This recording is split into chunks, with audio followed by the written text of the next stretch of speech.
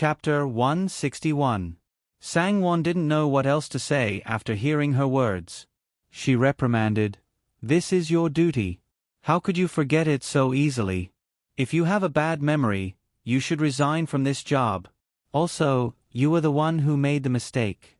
How could you push the blame to the people around Third Madam? You should have taken the initiative to change it when you saw it was dirty. She reminded you with good intentions, but you're complaining about her in a roundabout way. This servant has misspoken. This servant has misspoken." Old Madame Zhang gently slapped her own mouth twice and pleaded, "This servant has misspoken. Young mistress is right to reprimand me. From now on, this servant will do her job well. Young mistress, please forgive this servant this time." Since it was unintentional and she was old, Sangwon originally planned to reprimand her as a warning. At most, she would take away 2 months of her salary. Unexpectedly, Shi Fengju calmly said, "A mistake is a mistake. If everyone begs for forgiveness after this, what rules are there to speak of?" As he spoke, he called Hong Yi into the room and asked how the 3 maidservants would be dealt with. Hong Yi hurriedly replied respectfully.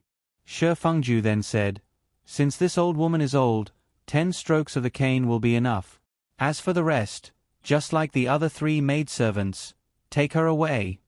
"Young master, old slave." Old Madame Zhang was shocked. "What? Do you still have something to say?" Shi Fengju coldly stared at her. Old Madame Zhang's lips moved, but when she met Shi Fengju's icy gaze, she swallowed her words in fear. If Sangwon was alone, she would still have the courage to make a scene. However, Shi Fengju was here. Although this young master usually didn't care about the matters of the inner residence, there was no one in the residence who wasn't afraid of him. Old Madame Zhang's face was ashen.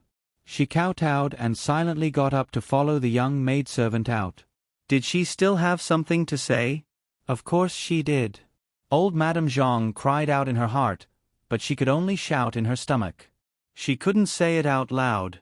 Yesterday, when it was almost dinner time, Lan Xiang went over to the guest room to curry favor with Third Madam's maidservants.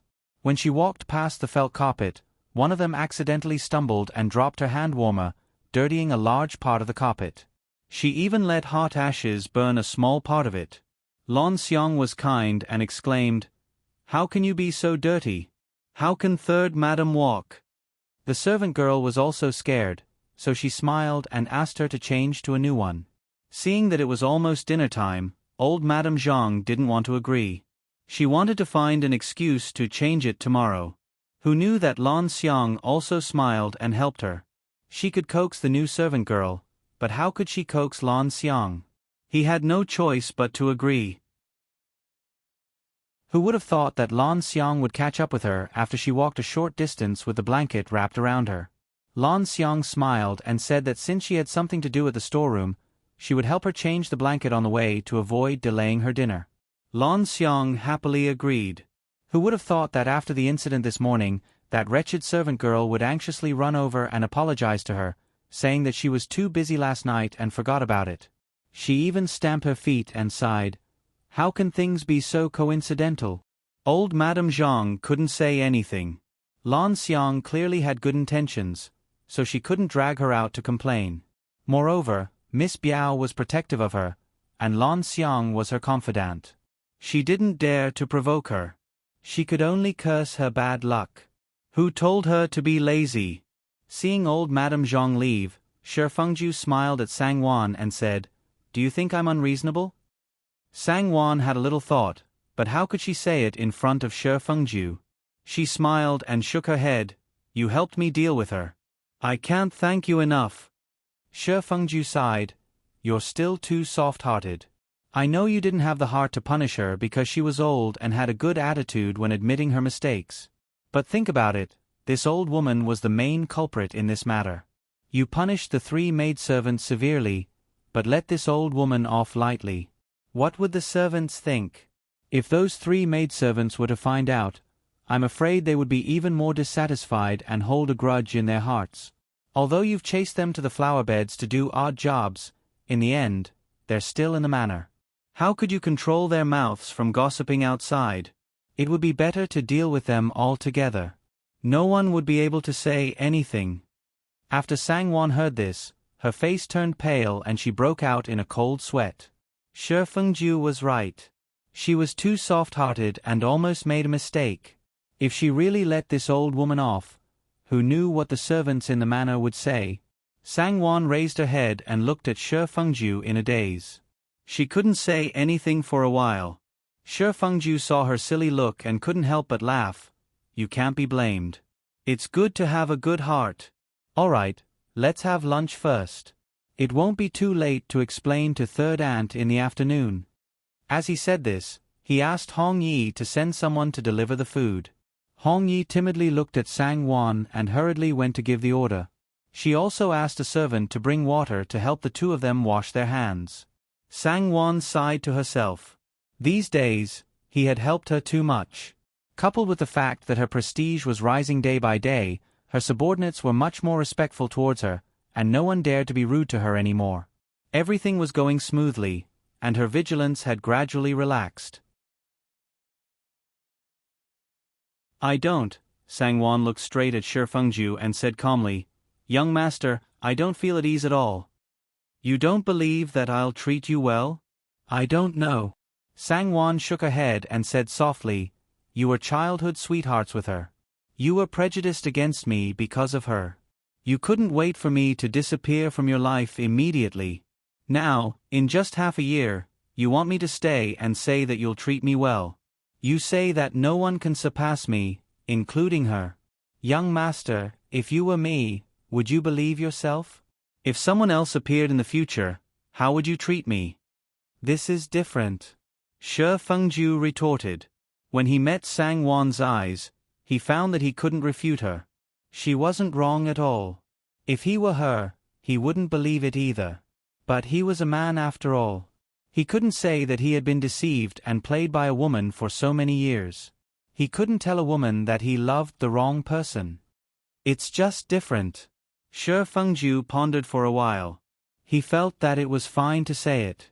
He would only lose face this once. You're different from her. Won Yang, I know very well what I'm doing. I've never been so clear about it. The one I like is you. Won Yang, I really like you. Gu Fengzi, perhaps it's because we grew up together, but before you appeared, I didn't differentiate what kind of feelings I had for her. But now I know how I feel about you. You're the wife I want to spend the rest of my life with. Won Yang, don't leave me. I'll treat you well. Don't tell me you haven't felt my feelings for you all these days. But, Gu Fengzi finally married into our family. Sangwon smiled bitterly. Shi Fengju was also very regretful. If it weren't for Gu Jin's sudden death, Gu Fengzi definitely wouldn't have married into the family. Then, things wouldn't have turned out like this. Not to mention Sangwon, even he didn't know how to treat Gu Fengzi now. Once some people couldn't face it, they really couldn't face it. Even meeting her made him feel uncomfortable. However, her identity now was his concubine. I didn't expect things to turn out like this. Shi Fengju said with a headache, Won Yang, I won't let her bully you. You're the boss of this family. Sangwon sighed secretly and didn't say anything. Shi Fengju didn't hear her voice for a while. He couldn't help but look at her suspiciously. Seeing her calm expression, he didn't know if she was satisfied or not. He held her arm tightly and said softly, Won Yang, I'll take it as your promise. You won't leave me. Sangwon glanced at him lightly and said, Do I have the right to say no if you want me to stay? You insist that I stay, so I can only stay. I'll be a respectful husband and wife with you. I'll fulfill my responsibilities as a wife, serve you, serve mother, and take care of this family for you.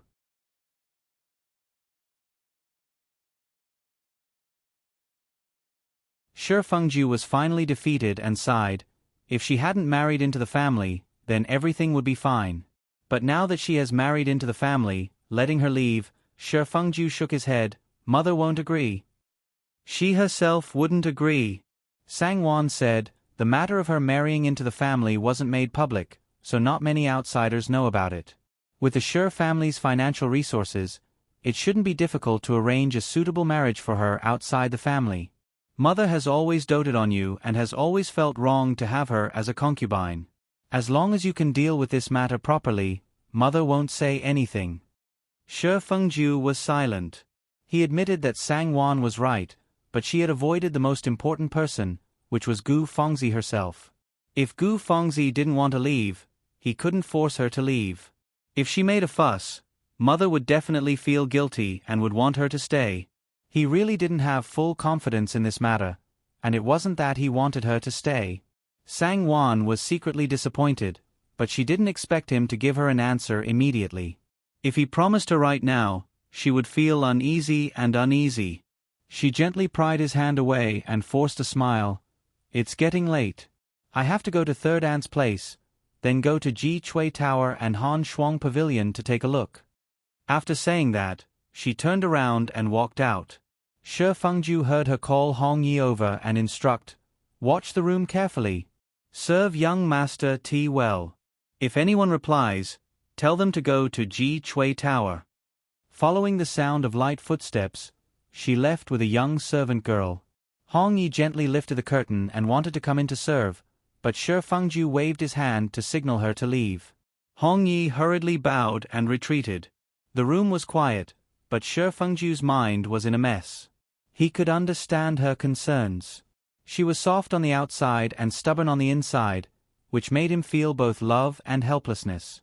However, he definitely couldn't agree to let her go.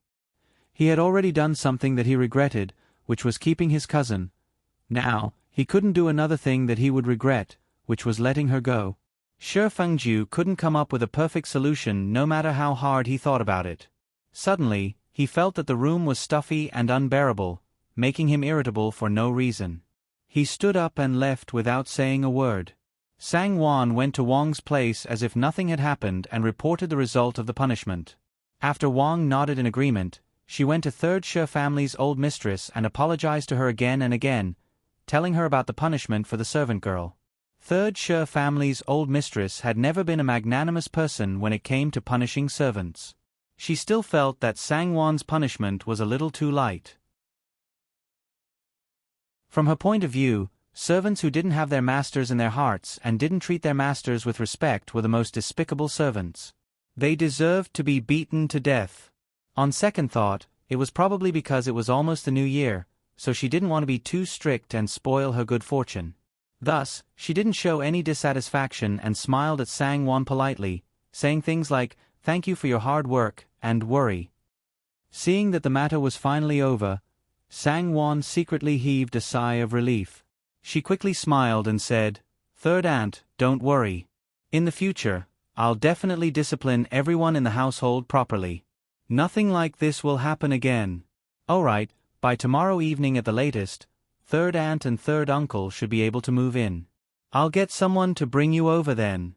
Time is tight, so if there's anything missing, please let me know later." Third Shi family's old mistress was overjoyed and smiled. "Wan Nyang is indeed capable. It's fine as long as we can move in tomorrow, we don't need to be particular." Sangwon smiled and took her leave, heading to Ji Chui Tower and Han Shuanggu to check on their progress. In Peony Park, Lan Xiang brought back the news of Sangwon being reprimanded by Wang early in the morning. Gu Fengzi was overjoyed and sneered. If it was anyone else, they wouldn't feel good after being away from home for so many years, right? Third Aunt has never been a kind person. I'd like to see how Sangwon is going to deal with this. That's right. She's made too many enemies in this household. Her days in the future won't be easy. Lan Xiang chimed in happily. Following Gu Fengzi's words, she carefully inquired about the situation over there. Unexpectedly, the matter ended with the punishment of 3 maidservants and an old woman. Third Shi family's old mistress didn't say much, and even Wang didn't punish Sangwon. Since when did Aunt become so magnanimous? She's always prideful. How could she just let this matter go so easily? Gu Fengzi didn't believe it and stared at Lan Xiang. "Have you found out?" Lan Xiang didn't dare to say it, but in the end, she braced herself and said, It seems that young master spoke up for young mistress in front of old mistress, so, what kind of young mistress is she? That be *tch. Gu Fengzi spat angrily and her face turned ferocious. I knew it, Aunt's personality wouldn't be like this. Big cousin, he's the one protecting her again. The person he should be protecting is me. Since when did he throw me to the back of his mind and stop caring about me? Gu Fengzi thought to herself with jealousy, Sangwon, don't be too happy. Men love whoever they see. Even if he's protecting you now, one day, you'll end up like me, abandoned by him like a pair of worn-out shoes. Young miss, do you think that old maid Zhang will betray this servant? Lan Xiang timidly asked. The reaction of the three maidservants was unexpected, but it was clear that Lan Xiang was involved in the incident with the felt blanket.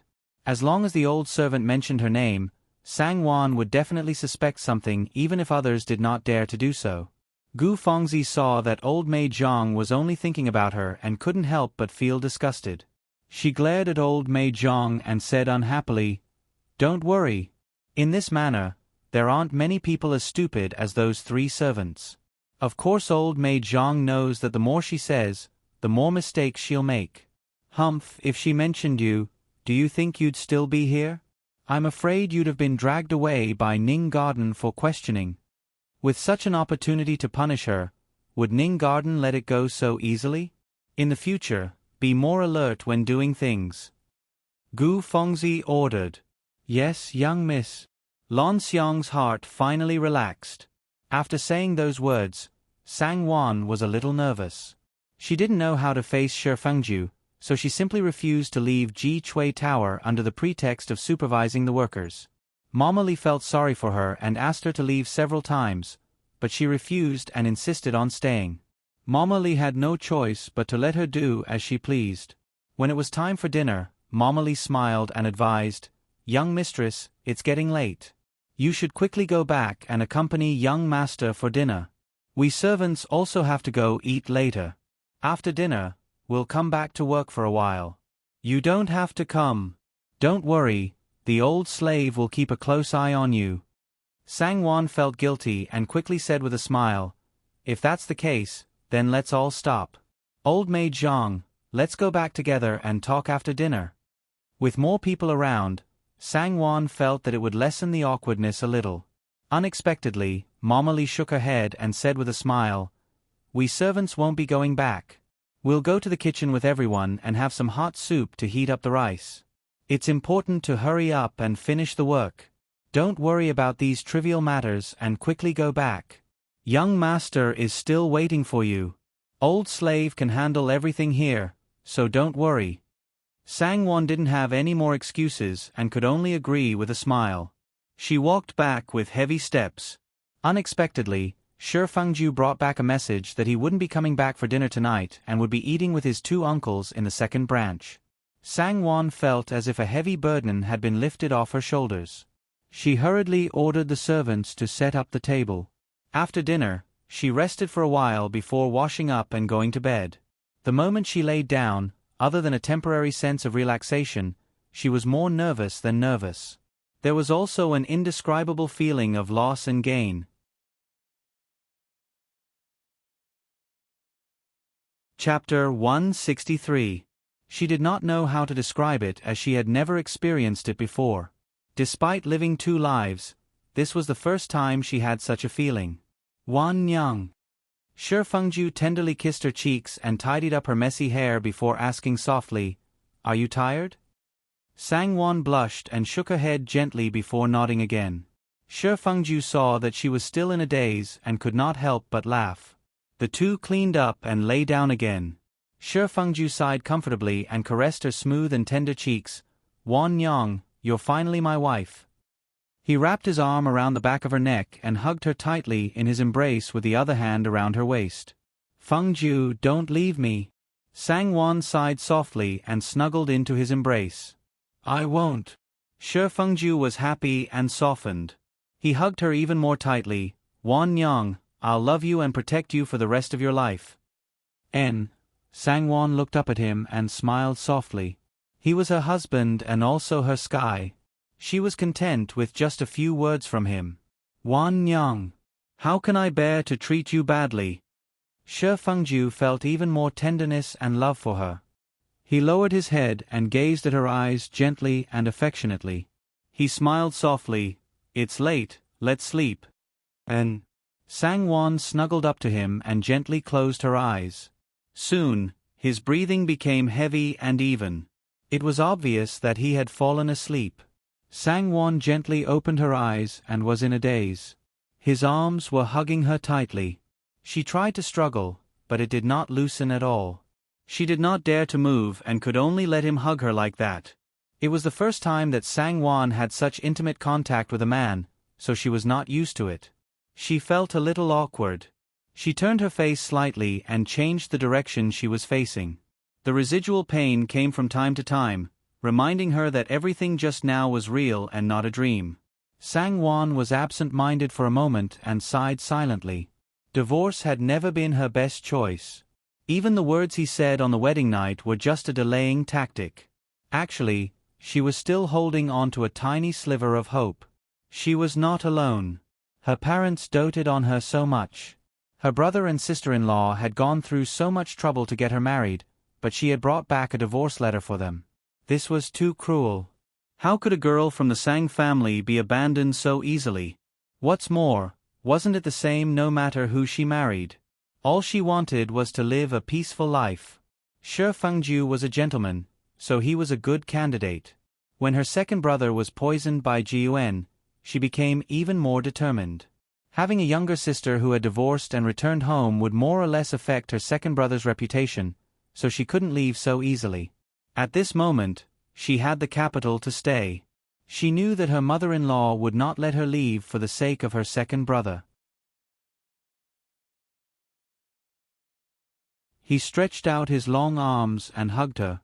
He laughed softly and said, "Wan Yang, you don't have to greet me so early anyway." Mama Li and Xing Ji saw that the two masters did not wake up at the usual time. Although they were a little surprised, they quickly understood. Young mistress must be very tired these past 2 days. You should all be quiet and not disturb young mistress. Xing Ji, let's quickly go to Ji Chui Tower and Han Shuang Pavilion. Luya, you stay here and wait.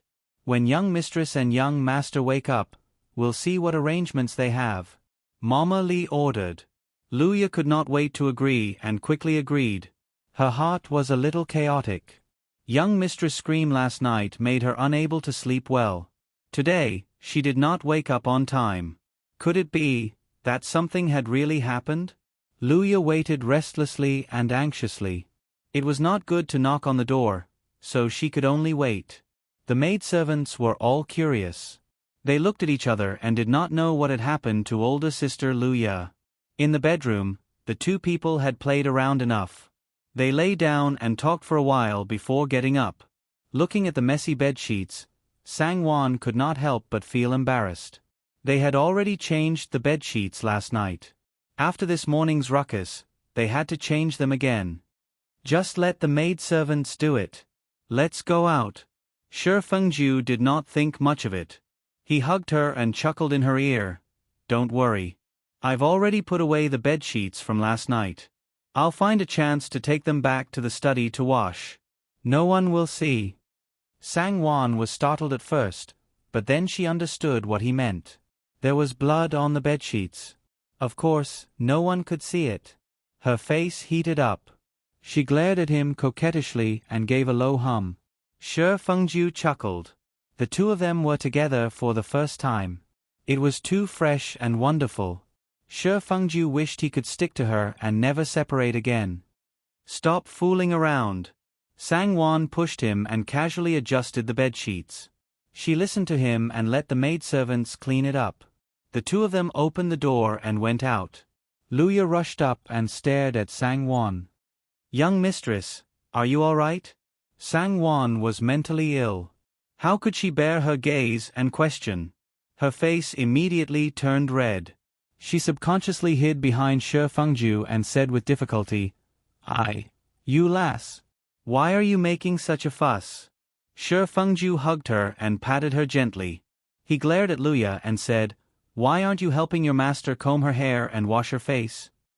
Luya was actually not afraid of Shi Fengju. She glanced at them suspiciously. She felt that the young master and young mistress were a little strange today.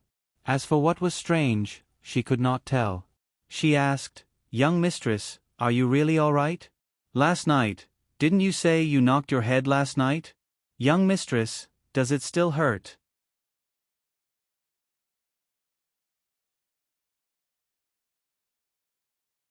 Chapter 164. He saw that Luya was still looking at Sang-won suspiciously, looking like she wouldn't stop until she found a big bump. Shi Fengju was both angry and amused. He glared at her and said, "What are you still standing there for? Are you stupid?" "Yes, this servant will ask someone to fetch water." Luya was shocked and hurriedly agreed. "This servant girl is quite loyal to you." Shi Fengju smiled at Sang-won.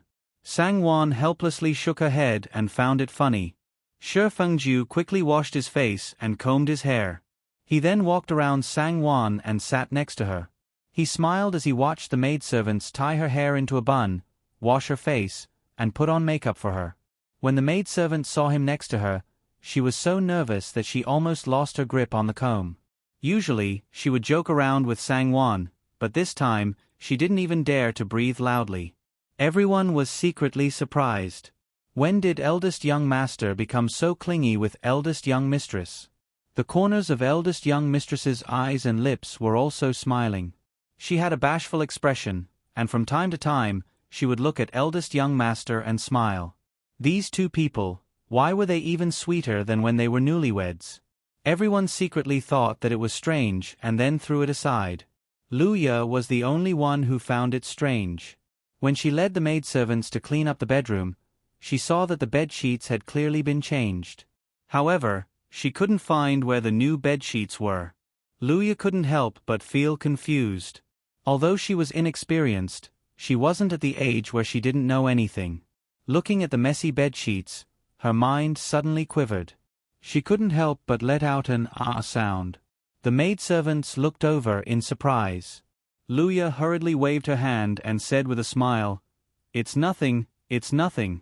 Hurry up and change the bed-sheets and clean the room.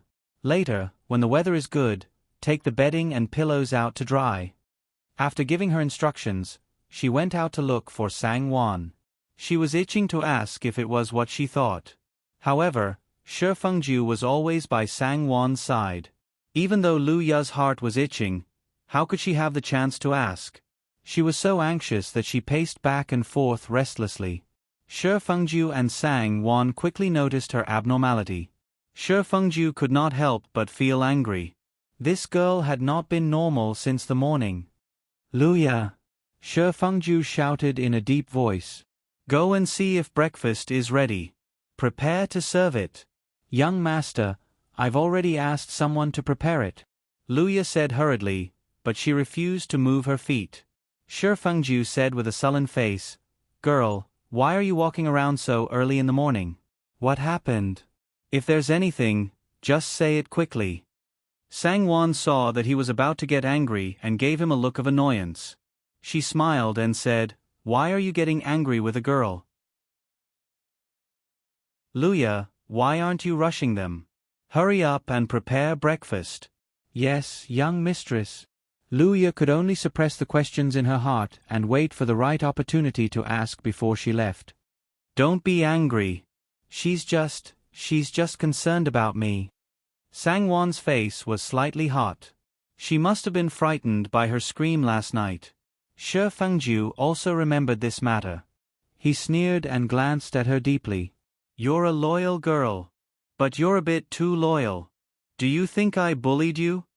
Sang-won rolled her eyes at him and did not say anything. She thought to herself, "Aren't you bullying me?" Shi Fengju looked at her angry face from the side and couldn't help but feel happy. He looked at her from time to time with a smile, happy and content. After tidying up, the two of them went to the side hall to have breakfast. "All of you can leave. There's no need to wait here." Shi Fengju had finally won the beauty's heart.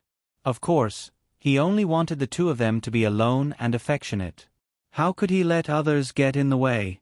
Sang-won saw that his eyes were fixed on her, as if something was jumping in them. She knew that he was up to no good. But she was already his, so how could she refuse? She smiled and let him be. Lu Ye and the others accepted the order and silently left. Wan Nyang. Shi Fengju couldn't wait and pulled her to his side. He rubbed his cheek against her face and smiled intimately. What do you want to eat? I'll get it for you. Sang Wan looked at him angrily. She picked up a piece of chicken steamed buns, which he always liked, and gently placed it on a small plate in front of him. She said resentfully, I know what you like, but you have to ask me what I like. Shi Fengju was happy to hear her acting coquettishly in front of him. He also felt a little guilty about what she said. He hugged her and smiled. Good Wan Nyang, I'll remember what you like in the future. You're so good to me, so I have to return the favor. As he said this, he urged Sang Wan to choose what she liked. Sang Wan loved the 1-inch long dumplings filled with tofu, fungus, and ham the most, so she said with a smile. Shi Fengju picked one up and fed it to her. Here, I've served you once. Are you satisfied now? Sang Wan giggled. She subconsciously glanced back. When she saw that there was no one outside, she opened her mouth and ate it. The two of them played with each other affectionately for a while. Sang Wan was still worried about paying her respects to the third branch, so she urged him to hurry up. Only then did Shi Fengju resentfully stop. After breakfast, the two of them rinsed their mouths. They put on their feather cloaks and went to Wang's place. Why are you so late today? Shi Yumei was already in front of Wang. She couldn't help but complain when she saw that they were late. There were a lot of things to do yesterday. I'm tired. Shi Fengju smiled faintly. Shi Yumei rolled her eyes at him and snorted. She was very dissatisfied that Sang Wan didn't respond. There were a lot of things to do these 2 days. Wan Nyang has really worked hard. Wang said, but no matter how hard it is, you still have to do things well. Don't let others find fault with you. Mother, don't worry. Wan Nyang will remember. Sang Wan respectfully agreed with a smile. Wang smiled and nodded with satisfaction. That's good. Sang Wan smiled and quickly reported to Wang about yesterday's arrangements and today's things to do. This included the preparations for the Fu at the end of the year, the various purchases, the contributions from the farmstead, and so on. Wang listened with a smile. She didn't ask too many questions, nor was she picky. When Sang Wan asked her to make a decision, sometimes she would casually mention something she thought of. Most of the time, she would just say, do as you see fit. Or, ask the steward to check last year's regulations. Other than that, she didn't say anything else. Hey, second brother, are you okay? Shi Yumei suddenly called out. She looked at Shi Fengju with a puzzled expression. For a moment, everyone's eyes were attracted by Shi Yumei's words. They all looked at Shi Fengju. Big sister, what do you mean? I'm perfectly fine. Shi Fengju was puzzled. Are you really okay? Shi Yumei didn't believe him and said, why do you look a little absent-minded? From time to time, you keep looking at your wife and smiling. Don't you know her?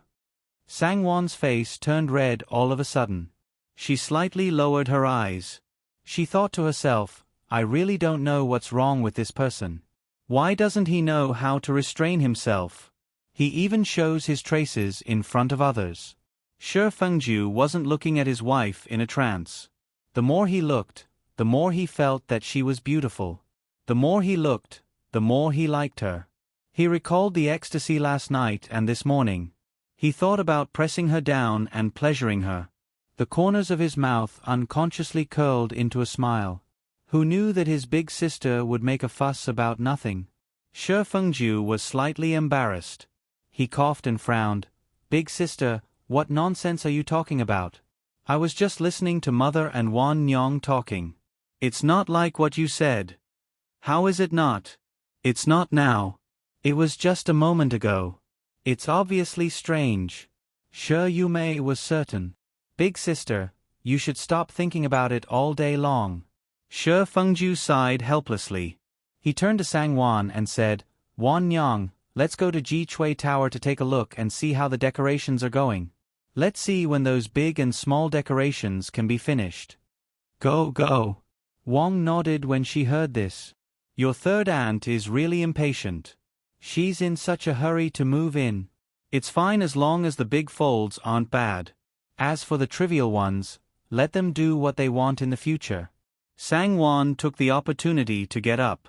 She smiled and agreed. Then, she went out with Shi Fengju. You don't know anything about the inner residence. Can't you stay and chat with mother? Why are you adding to the trouble? Let Wan Nyong go. Shi Yumei couldn't bear to see Shi Fengju spending all day with Sangwon. She couldn't help but say this. I'm more familiar with third uncle and third aunt's preferences. What's wrong with following them? Wan Nyong has never dealt with them before. How can she know so much? Big sister, do you want to come with us? Shi Fengju smiled. Shi Yumei didn't want to get involved in other people's business. She shook her head in disgust and rolled her eyes at him. If you want to go, go by yourself. I'm not going. Shi Fengju smiled and pulled Sangwon out. After leaving Wang's place, Sangwon glanced at the maidservants and signaled them to step back. She looked at Shi Fengju, embarrassed and angry. She gritted her teeth and said in a low voice, You have to restrain yourself in front of others. Don't make a fool of yourself. You're really... Shi Fengju couldn't help but laugh. He gently scratched her smooth and flushed cheeks and said with a smile, Really what? Who told you to be so nice? I can't get enough of you. Unfortunately, we can't delay today. Otherwise, we can just stay in the room and talk. Why do we have to come out and suffer like this? You're getting more and more ridiculous. Sangwon scolded him. If you continue to be so careless, I'll be annoyed. What if the servants have sharp eyes and say something?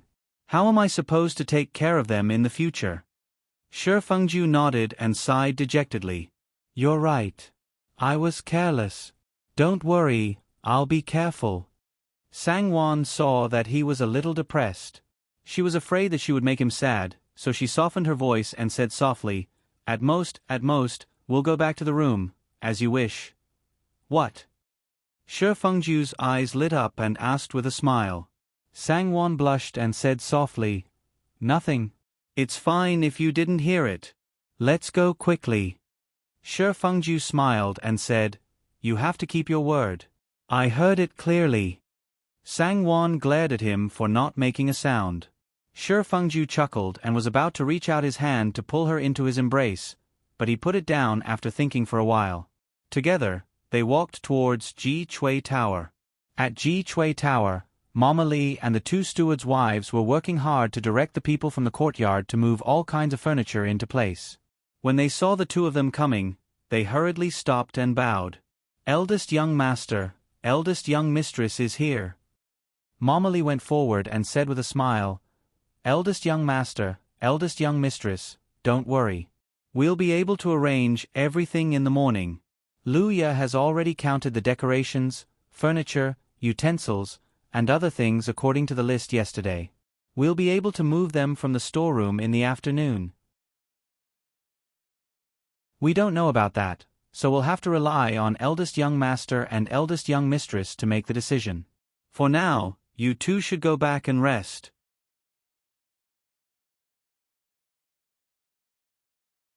Chapter 165. Shi Fengju smiled at Sangwon when he saw that everything was proceeding in an orderly manner.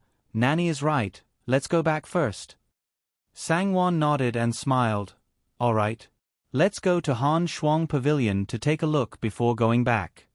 The two left hand in hand. There were no accidents at Han Shuang Pavilion, so they returned to Ning Garden. When they entered the warm room, the maidservant served them hot tea before asking Shi Fengju to chase them out. The two snuggled up to each other as they chatted, which was naturally a different feeling compared to usual. Shi Fengju was in high spirits. No matter how he looked at his wife, he felt that she was the best. His passionate gaze and his ever-smiling mouth showed an incomparable gentleness, making Sangwon's heart feel as though it was floating in the clouds. In the afternoon, the The courtyard was tidied up and checked to make sure there were no loopholes. Everything from the bed, table, and chairs to the teacups and teapots were all prepared. They ordered the servants to burn the charcoal, and the two went to the guest room to invite third old Mistress She and her family. Nanny Gue had been looking at the door a few times. When she saw them, she finally felt relieved and welcomed them with a smile. "Young master, young mistress, you're finally here. Come in quickly, our old master and old mistress are waiting." Sorry for making third uncle and third aunt wait. Shi Fengju and Sang Wan entered with a smile. Third old Mistress She had already packed up the things. Bundles and boxes were placed in a corner, looking as though she was waiting to move. Shi Fengju and Sang Wan did not say anything else. After exchanging a few pleasantries, they ordered the dozen or so maidservants that they specially called over to help carry the things to Ji Chui Tower and Han Shuang Pavilion. The two of them smiled and raised their hands in invitation, personally sending third old Master Shi and his wife over. They also had Mama Li bring Shi Yuzhen and her sister over. Shi Yuzhen and her sister cheered and quickly ordered the servants to carry the things away. "Time is tight. Thank you for your hard work." Third old Master Shi smiled warmly. "Third uncle, what are you saying? This is what we should do." Shi Fengju and Nanny Gue smiled. However, third old Mistress Shi asked in confusion, "Ji Chui Tower? Why, isn't it Qing Hui Garden? Could it be that someone else was living in Qing Hui Garden now? Or is it being used for something else?" "It's nothing." Shi Fengju hurriedly smiled and said, after third uncle and third aunt left the mansion, Qing Hui Garden was locked up. No one has stayed there for so many years. The place is big, and it's hard to clean it up in such a short period of time. Therefore, we cleaned up Ji Chui Tower first and asked third uncle and third aunt to stay there temporarily. When the weather warms up next year, we will slowly clean up Qing Hui Garden. When the time comes, third uncle and third aunt can move in. "Oh," third old Mistress Shi replied softly, but her face was expressionless. Nanny Gue could not help but interrupt. "Qing Hui Garden has been locked up for so many years. Have you never sent anyone to clean it up?" This. Shi Fengju didn't know how to reply. Back then, his mother had been dissatisfied with his third uncle's position. She had ordered people to lock Qing Hui Garden the moment they left. Not to mention cleaning and maintaining the garden, the lock hadn't been opened in all these years. He was afraid that it had long rusted. All right. Hurry up and move. I think Ji Chui Tower is a good choice. It's our home, so it doesn't matter where we live. There are a lot of things to do at home during the new year.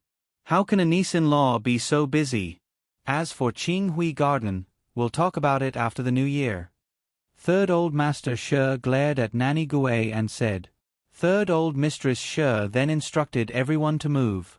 She smiled at Shi Fengju and Sang Wan. "Then we'll have to trouble you two again after the new year. We've been living in the household for quite some time, so it's better for us to stay in our old courtyard." Shi Fengju and Sang Wan naturally agreed. The two of them sighed in their hearts. That courtyard had been locked up for 7 to 8 years. Who knew how the weeds had grown? They were afraid that even the roof would have to be renovated. After sending them to Ji Chui Tower, third old Master Shi allowed Shi Fengju and Sang Wan to return first. Seeing that they had to pack their luggage, it was inconvenient for them to stay, so they bid them farewell with a smile. "Old master, you're too good-natured." Third old Mistress Shi sat down on a chair angrily. "Even if we leave home, are we never going to return? Sister-in-law did it on purpose. She purposely left our courtyard in ruins.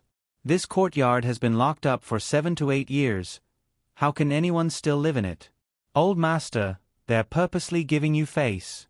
If you don't toughen up, how are we going to live in this household? We'll be bullied to death." Third old Master Shi smiled faintly upon hearing that and said calmly, "Look at you, what's the point of getting angry over this? Sister-in-law not wanting to touch our courtyard when we're not at home is also a form of respect. Furthermore, the one who contributed to the court and solved the problem was Big Brother. The court allowed him to donate officials, so it should have been Big Brother's, but father made the decision to give it to me. We were the ones who took advantage of big brother and sister-in-law, so it's only normal for sister-in-law to take the opportunity to vent her anger. If our two families were to switch places, can you say that you wouldn't feel indignant at all? Third old Mistress Sher was furious and said, but Big Brother didn't object to it at that time. On the contrary, he supported you. Doesn't sister-in-law understand the principle of following the husband's orders after marriage? Didn't she think that being an official is different from doing business? Is that something that anyone can do? Third old Master Sher smiled. Oh, so you understand the principle of following the husband's orders after marriage? But look at you now, are you following me? I didn't even say anything, but you're feeling indignant. Isn't it normal for sister-in-law to be unhappy? Third old Master Sher wanted to add, you women are all like this. But since Wang was his sister-in-law, it was inconvenient for him to criticize her, so he kept his mouth shut. You. Third old Mistress Sher was furious. Third old Master Sher smiled again. Enough. Now that we're back at home, stop acting like you did outside. Who would bully us in our own family? Sister-in-law isn't that kind of person. Second brother and second sister-in-law aren't either. Not to mention Fengju and his wife. Otherwise, they wouldn't have put in so much effort to tidy up our house. They even thought of everything so thoroughly. Just take a look at this house, what can you find wrong with it? Think about it, Fengju and his wife are the ones in charge of the household now. If they were to deliberately make things difficult for us, or do anything that seems to follow the rules on the surface but is actually mischievous, we would really have no choice but to suffer in silence. What do you mean? Third old Mistress Sher caught on to that sentence and immediately said, isn't Ingfong's fall not enough? Luckily, that servant was loyal and quickly helped me up. Otherwise, the one with a broken bone would be me. Third old Master Sher frowned and said, you're too sensitive. We had just returned that day, and there were a lot of things to do in the household. It's not a big deal if niece-in-law didn't give proper instructions. Besides, haven't that servant and the 3 servants been severely punished? Niece-in-law has also given you instructions. Look, you asked them to tidy up the house within 2 days, and didn't they do it for you? When we came in, they even made a fire and prepared hot tea. Even our own children might not be able to do such a good job and be so considerate. You have to take a look at how good they are. Third old Mistress Sher scanned the room. The brocade curtains were new, and the floor was covered with a brand new Persian carpet. All the tables and chairs were made of matching mahogany. The chairs and cushions were all complete. The decorations on the walls, such as vases, furnishings, paintings, and other decorations, were all done generously and appropriately. Beside the window, there was a square flower with a white background that was intertwined with branches, and there were even 2 red plum blossoms that were about to bloom. The red charcoal fire silently emitted warm air, and the room was warm and cozy. It was indeed impeccable. Forget it. I can't win against you in an argument. Third old Mistress Sher sighed and got up to instruct Nanny Gui and the others to tidy up the bags and boxes. Everyone who was waiting started to get busy when they heard her. As the sky gradually darkened, Third old Mistress Sher ordered for the lanterns to be lit and led everyone to continue tidying up. This time, he was resigning. Although many things had been abandoned, there were still many things left. When he was packing, in order to save space, he basically put all kinds of things together and did not strictly classify them. All the gaps were stuffed full.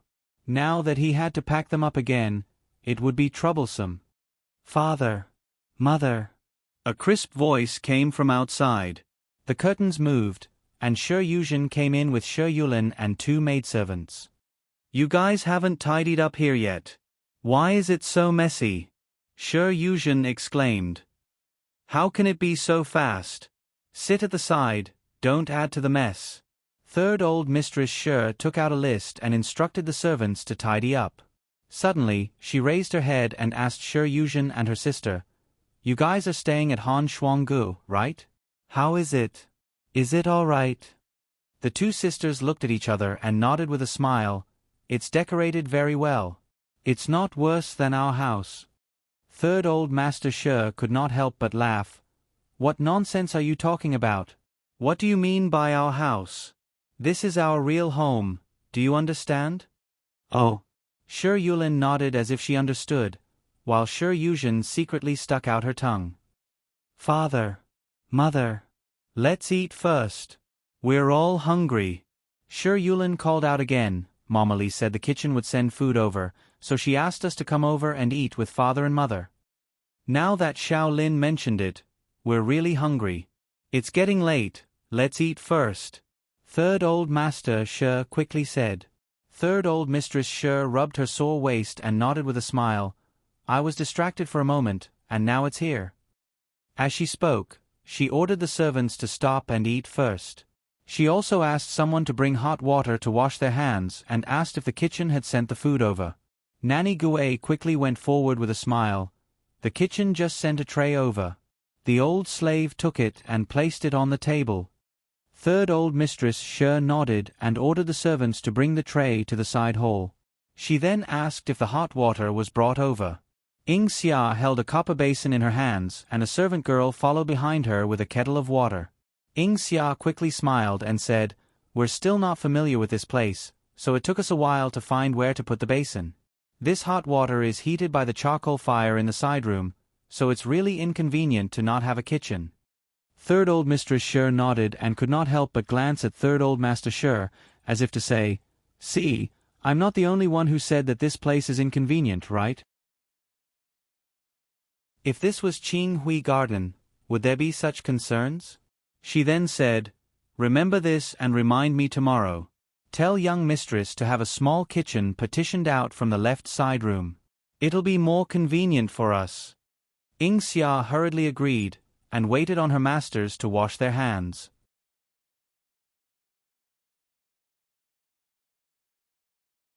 Chapter 166. When they arrived at the side hall, the dishes were brought out from the 2 boxes. There were 8 dishes and 1 soup neatly arranged. The color of the dishes was bright and tempting. But, Old Master, Old Mistress, Nanny Gue sighed softly, these dishes are a little cold. I'm afraid they might spoil your stomach if you eat them.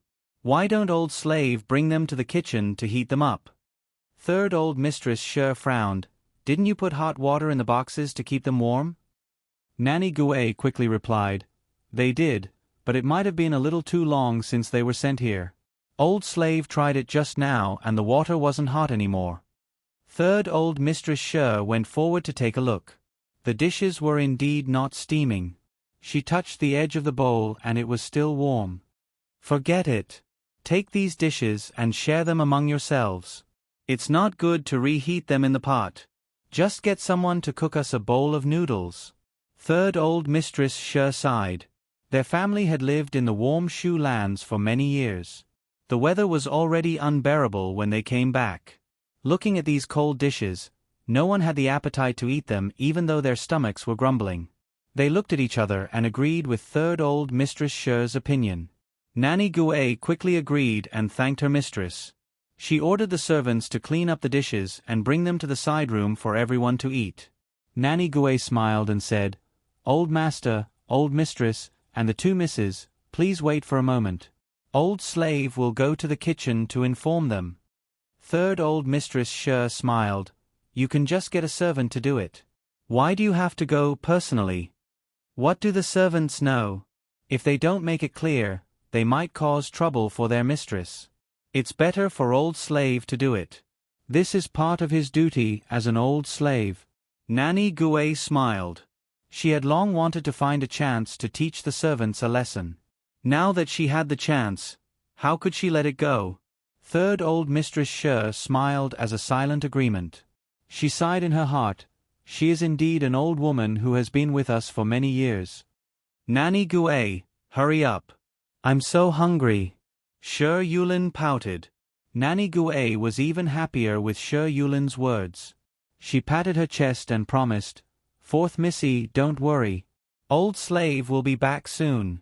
How about chicken noodle soup, master and madam? Hurry up and come down. Eat whatever you have. There's no need for too much trouble. Third Old Master Sher said plainly. Third Old Mistress Sher glanced at him without saying a word and instructed Nanny Gue, "Go quickly."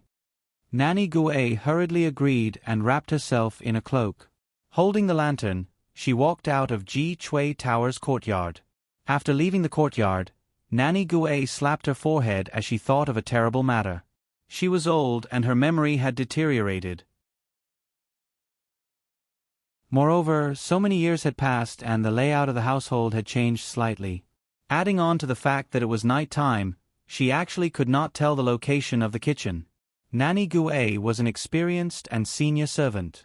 Of course, she wouldn't do something as stupid as turning back to ask her master. Wouldn't that be asking for a scolding? She thought for a moment and decided to walk slowly according to the directions in her memory. She would ask the people she met along the way. After making up her mind, Nanny Gue tightened her cloak and walked towards the north along the path. Nanny Gue had to admit that she was indeed old. Or rather, the changes in the household were too great. After walking around for a while, the scenery on both sides seemed to be wrong. Half an hour had passed and she still hadn't even touched the side of the kitchen. The masters were still hungry and waiting for food. Nanny Gue started to panic and became more and more flustered. When one was unlucky, even cold water would feel suffocated. Nanny Gue did not pay attention and fell down heavily. She was in so much pain that she cried out in pain and tears almost came out of her eyes. This horrible weather. It's so much worse than Sinan. Nanny Gue got up and patted the dust off her body before rubbing her sore butt. Even though she complained, she still had to continue looking for the kitchen. This is so strange. Why haven't I seen a single servant or daughter-in-law in such a big household?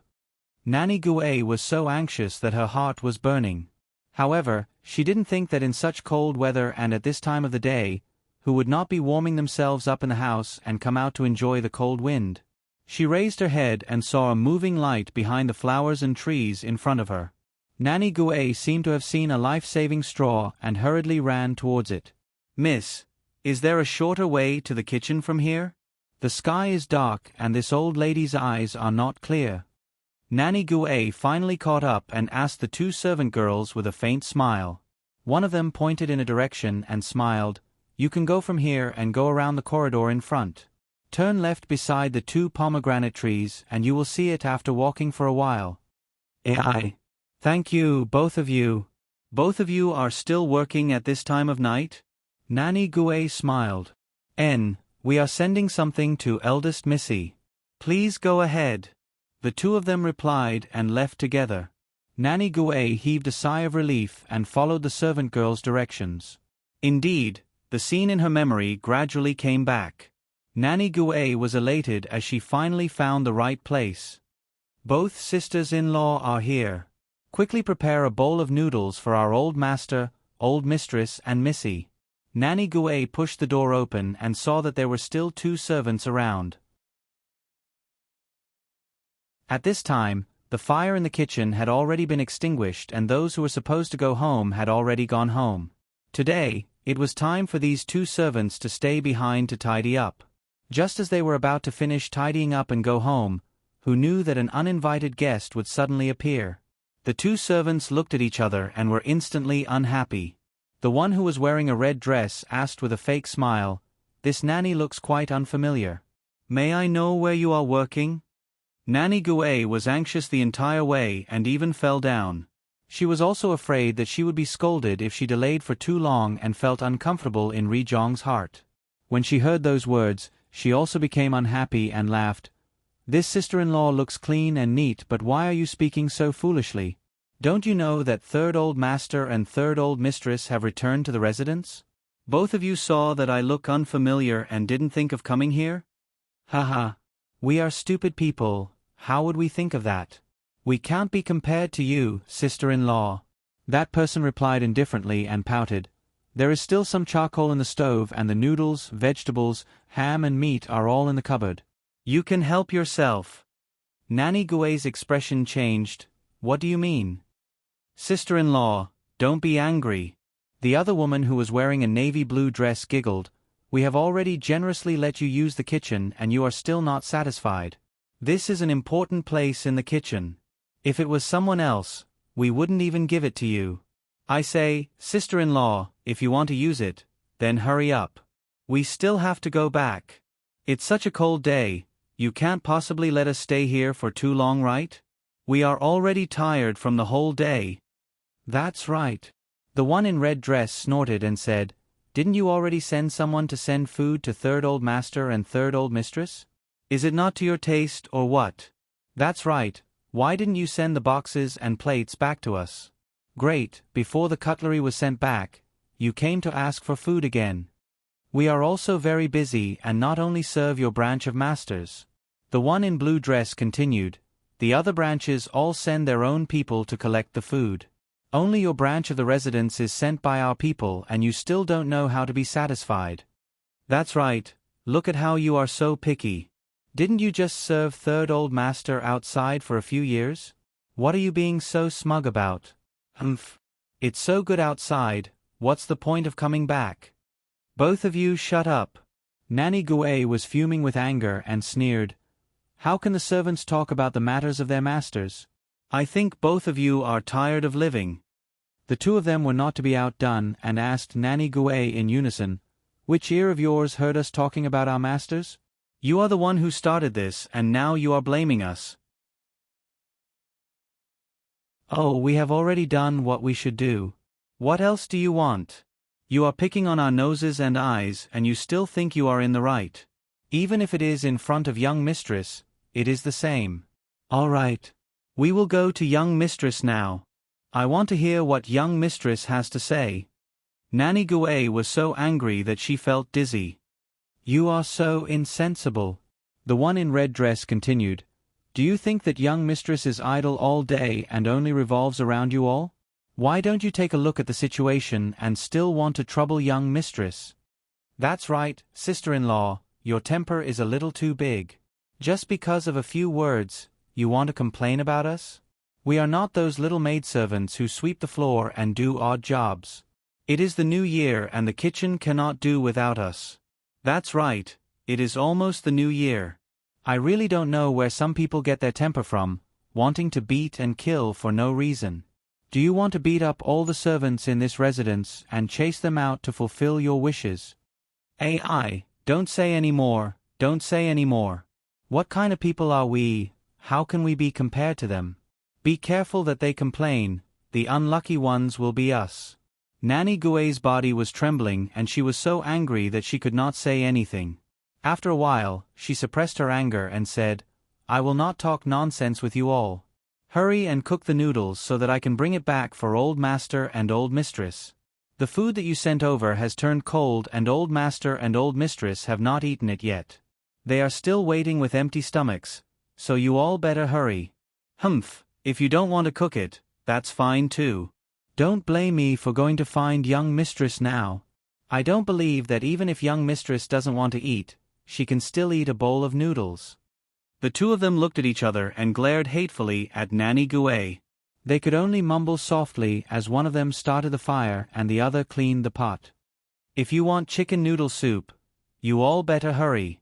If third old master and third old mistress blame us, it is not a big deal to punish the two of you. All the more, young mistress cannot say anything. Nanny Gouet saw that they had finally started to move and was secretly pleased.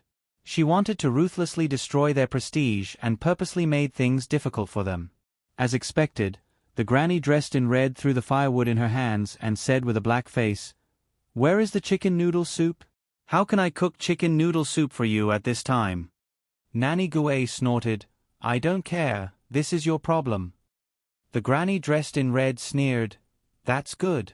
Then sister-in-law, you can wait patiently. We will boil the water and kill the chicken to make the soup. You. Nanny Gouet was angered again.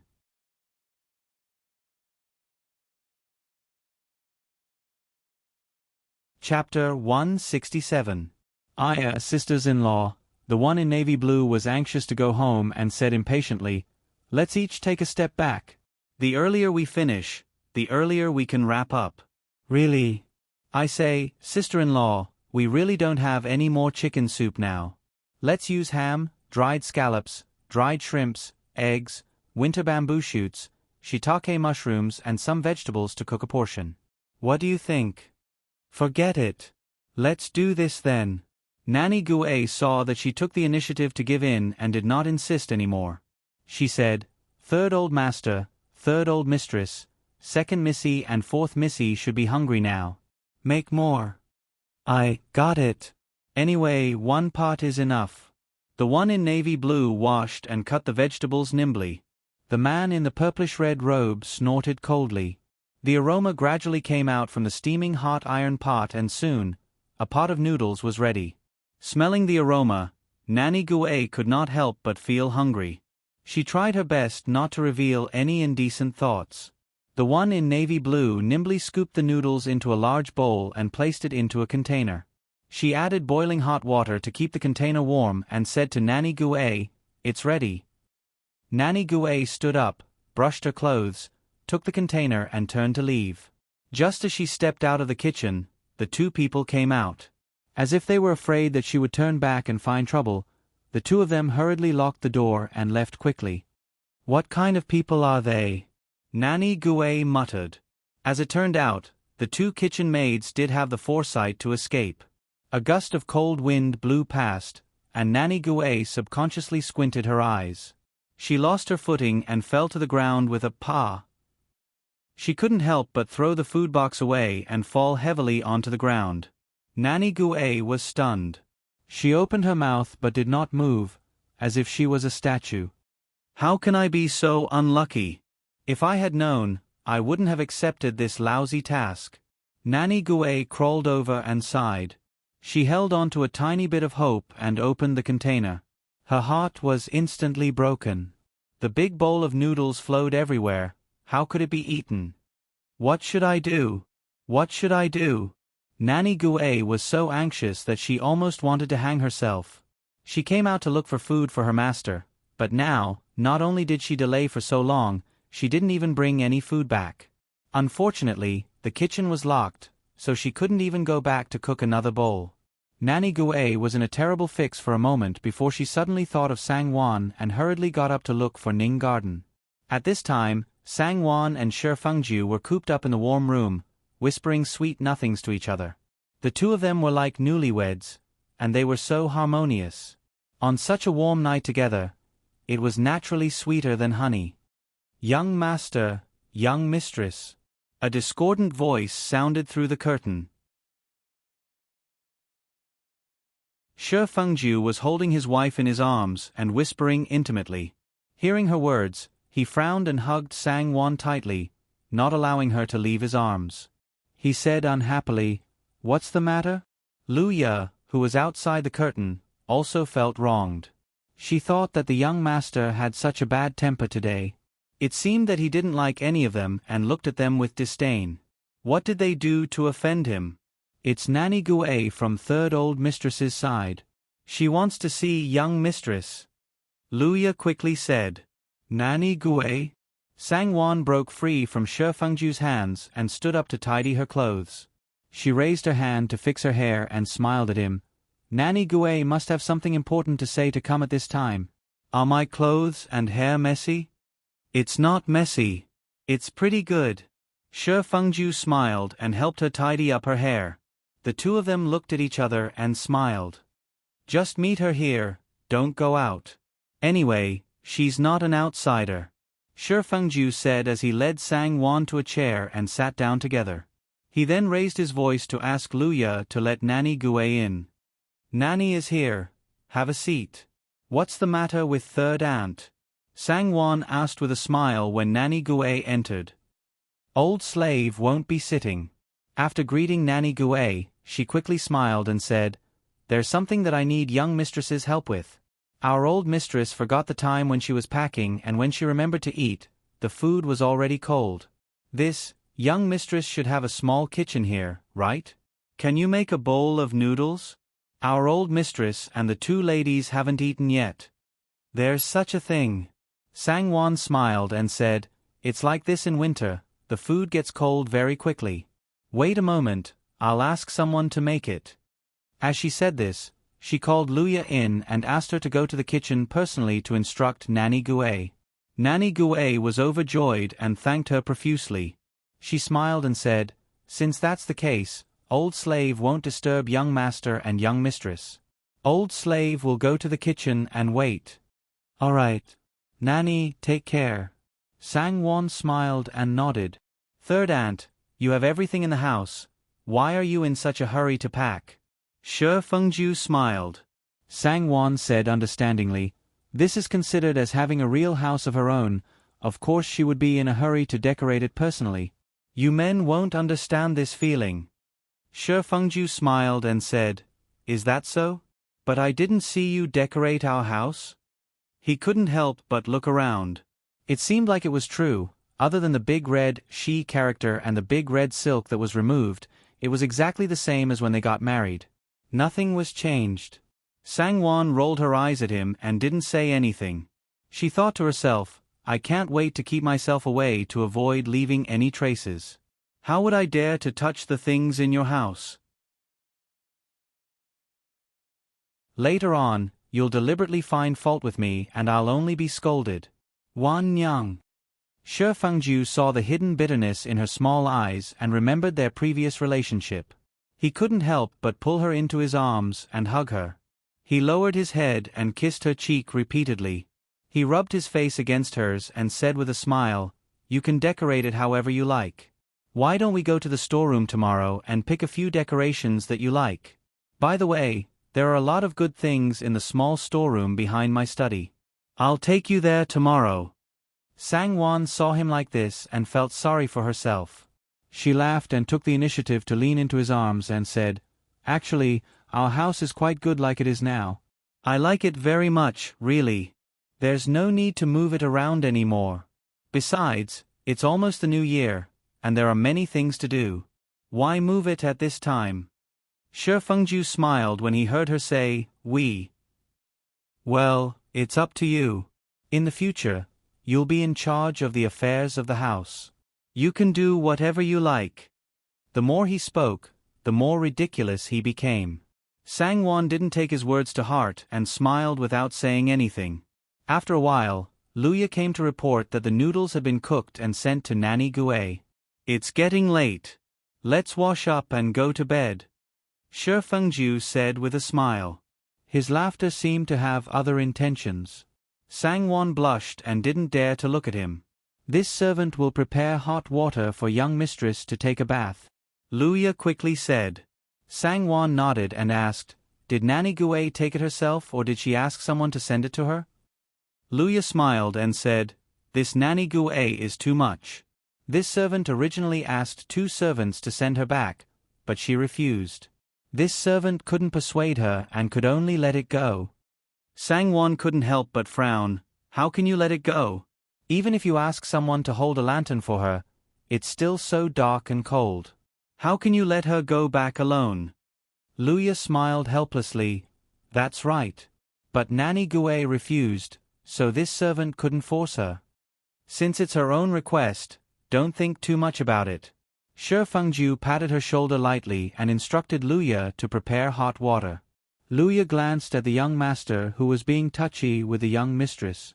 Her desire for gossip that had been suppressed for the entire day started to stir again.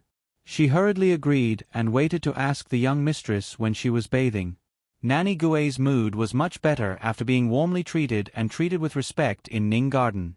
It wasn't that she didn't want someone to send her back, but she knew that she would definitely be scolded if she went back.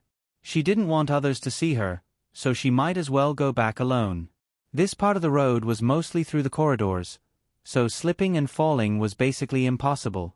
Nanny Gue walked very quickly. As she walked, she was thinking about how to explain herself to her mistress without making her mistress angry. Unknowingly, a servant girl suddenly appeared out of nowhere. That servant girl didn't even look where she was going and bumped into Nanny Gue with a loud bang. Nanny Gue cried out, "Ayo!"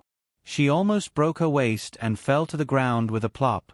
She was once again sacrificed gloriously. "Where are you working? Stop right there. Don't you look where you're going." Nanny Gue held her waist and sat on the ground as she shouted at the servant. It was a pity that the night was so dark that she couldn't even tell the servant's height or age, let alone her appearance. That servant wasn't stupid. How could she obediently stand there and wait for her to catch her? Instead, she disappeared in the blink of an eye. Oh, God damn it, which bastard is it? I'll find out tomorrow and teach you a lesson. Nanny Gue's waist was in pain and she struggled to stand up. Ah! Nanny Gue! Ing Xia came over with a servant holding a lantern. When she saw her, she hurriedly ran over and said anxiously, "Why were you gone for so long?" Old Mistress and Missy were waiting anxiously. Fourth Missy kept saying that she was hungry. Where's the noodles? Didn't you go to the kitchen? I went. Look at this. Nanny Gue was so sullen that she wanted to die. She told her everything. Why am I so unlucky? What happened? I really didn't look at the almanac before leaving the house. How did this happen? Ing Xia was stunned. She looked at the food on the ground and sighed. Forget it, I'll help you back first. Explain to Old Master and Old Mistress and see what to do. Nanny Gue thought that she had waited for too long. If she didn't go back to report and let Old Master and Old Mistress wait, Old Mistress would definitely get angry. Not to mention Old Mistress, even she would get angry. Ing Xia supported Nanny Gue while the servant carried the food box and the lantern. The three of them returned to Ji Chui Tower. In the shadows not far behind them, a black shadow appeared silently. It was Lan Xiang who bumped into Nanny Gue just now. Lan Xiang curled her lips into a mocking smile and walked towards Peony Park. What's going on? Third Old Mistress Shi asked sternly with a dark face when she saw Nanny Gue coming back with a sprained waist and not bringing back any food.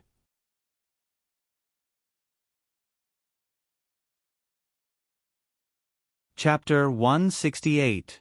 Shi Yulin was extremely disappointed. She pursed her lips and was about to cry.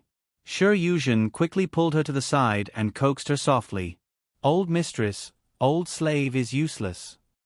Nanny Gue finally found an outlet to vent her pent-up anger. Adding fuel to the fire, she said, "When Old Slave arrived at the kitchen, most of the people in the kitchen had already left. Only the two sisters-in-law were still tidying up. The two of them were in a hurry to go home. They claimed that they had already sent dinner over and refused to cook for Old Slave. Old Slave thought about it and knew that it was not easy for them. Who wouldn't want to go home and rest on such a cold day?" He didn't say anything else and went to Ning Garden to meet young master and young mistress. There's a small kitchen in Ning Garden. I'm sure young mistress would help with this. What happened in the end? What did young master and young mistress say? Third Old Mistress Shi's face was as cold as ice. Old Mistress, please calm down. The kitchen is right. We were the ones who missed the meal, so we can't blame them for being unhappy. Nanny Gue is also right. Who wouldn't want to go home in such weather? Third Old Master Shi sighed softly and persuaded. Third Old Mistress Shi said coldly, "Old Master, I know what you mean. Everything will prosper if the family lives in harmony. But look, if you don't want to be a busybody, what do they take us for?" Humph, this is new. Could it be that the master had to think for the slave and follow the slave's wishes? It's just a bowl of noodles, yet they're making all sorts of excuses. I'll ask young mistress tomorrow. Nanny Gue, please continue. Old Mistress, actually, the kitchen is not wrong. They really had something urgent to attend to and didn't cook for us. Their attitude was quite good. They were the ones who suggested Old Slave to go to Ning Garden to look for young mistress. Don't be angry, don't blame them. How would Nanny Gue dare to let Third Old Mistress Shi confront the kitchen staff? How could she hide the truth then? As she spoke, she sighed guiltily. Actually, young mistress is also very good. After hearing Old Slave's words, she immediately asked the small kitchen to prepare it. However, the Old Slave himself was useless. On the way back, he passed by a long corridor in front of him and accidentally bumped into someone. Not only did he drop the box, but he also fell down. This servant is really useless. Third Old Mistress Shi held back her anger and asked, "What about the person who bumped into you? Who is it?" Old Slave. I didn't see clearly. Nanny Gue was a little ashamed as she said, "It was too dark at that time, and old slave was only focused on running and didn't pay attention to anything else. That person also suddenly bumped into us, so old slave. Old slave also didn't know who that person was." Third old Mistress Sher got even angrier and scoffed, "So you're saying that you did it for nothing? You didn't stop her." Speaking of this, Nanny Gue was angry, hateful, and aggrieved. She immediately retorted, "Why not?" However, the more old slave called out to her, the faster she ran. How could she possibly stop? Unfortunately, old slave sprained his waist, or else I would have caught up to her. Nanny Gue's eyes dimmed as she said that, and she said guiltily, "Old slave is fine, but it's a pity that the noodles were ruined, causing old master, old mistress, and the two misses to starve until now. You can't be blamed for this." Third old Mistress Sher said to third old Master Sher, "Old master, did you hear that? If you say that this is a coincidence, I won't believe a word of it. It's obvious that someone is purposely targeting us." "Humph, young mistress, I'll go look for her now." "Don't jump to conclusions when the situation isn't clear yet." Third old Master Sher quickly persuaded, "I think this is just an accident." All right, Nanny Gue, go and rest. See if there's any more ointment for bruises and bruises. If there's anything else, we'll talk about it tomorrow." "You're still defending them." Third old Mistress Sher stood up and said coldly, "No. I'll look for that young mistress and ask her about it. I'll ask her what she's trying to do. It's so late at night, why couldn't she send a servant to accompany Nanny Gue back? Just based on this point alone, it's obvious that she's harboring ulterior motives." Third old Master Sher was speechless for a moment. If that was the case, old Mistress Sher's words were not without reason. Niece-in-law was indeed a little careless. However, it seemed a little unfair to assume that she did it on purpose. Aya, niece-in-law is still young. It hasn't even been a year since she married into the family, so it's normal for her to be immature. Don't hold it against the younger generation. On the other hand, why couldn't Nanny Gue bring another person along when she went out? Third old Master Sher persuaded, All right. You won't starve to death even if you skip a meal. Go back to your rooms and sleep. We'll talk about it tomorrow." "Father, Mother, I'm hungry, I don't want to sleep. I can't sleep if I'm hungry." Sher Yulin panicked when she heard her father's words. "It's all old slave's fault. It's all old slave's fault." Nanny Gue was filled with regret. If she knew that this would happen, she would not have rejected Lu Ya's request for someone to send them off. If they were to confront her tomorrow, wouldn't it be disadvantageous for her? Nanny Gue quickly blamed herself and said, "Actually, young mistress's servants did say that they would send someone to send old slave. It was old slave who rejected them because he did not want to trouble them. Third old mistress, please don't blame young mistress." "Humph." Third old Mistress Sher said coldly, "If she was a sensible person and treated us as her elders, she would have sent someone to send you off even if you rejected her. The moment you rejected her, she took a step back. It's clear that she didn't have the heart to do so." Third old Mistress Sher frowned as she glanced at her daughter who was crying and complaining about her hunger. She could not help but feel sorry for her and said coldly, "Don't stop me. I'll go look for her now." With that, she called for Ing Xia and the other maidservants and was about to leave. "Stop right there." Third old Master Sher panicked and pulled her back. "Why are you still making a fuss at a time like this?" "You're the one making a fuss at a time like this." Third old Mistress Sher did not hold back. "Let go of me. You're not allowed to go." "Humph." Sher Yuzhen and Sher Yulin were frightened when they saw their parents quarreling. Sher Yulin also forgot about her hunger and stared blankly with tears hanging on her eyelashes. She could not help but hide in her sister's embrace. "Old master, old mistress, Miss Gu is here." Suddenly, a maidservant came to report and interrupted their quarrel. "Miss Gu? Fangzi?" Third old Mistress Sher was startled. "Why is she here? Stop making a fuss."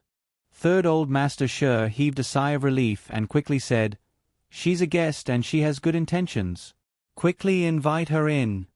What timely help! Third Old Master Shi secretly wiped his sweat. He knew that his wife had always been considerate and would not make a fuss when there were guests. "Yes, Old Master." The maidservant quickly agreed and went out to invite Gu Fengzi and Lan Xiang in. Third uncle, third aunt. Gu Fengzi removed her dark green cloak and wore a beige fur coat. She went forward and greeted Third Old Master Shi and his wife with a smile.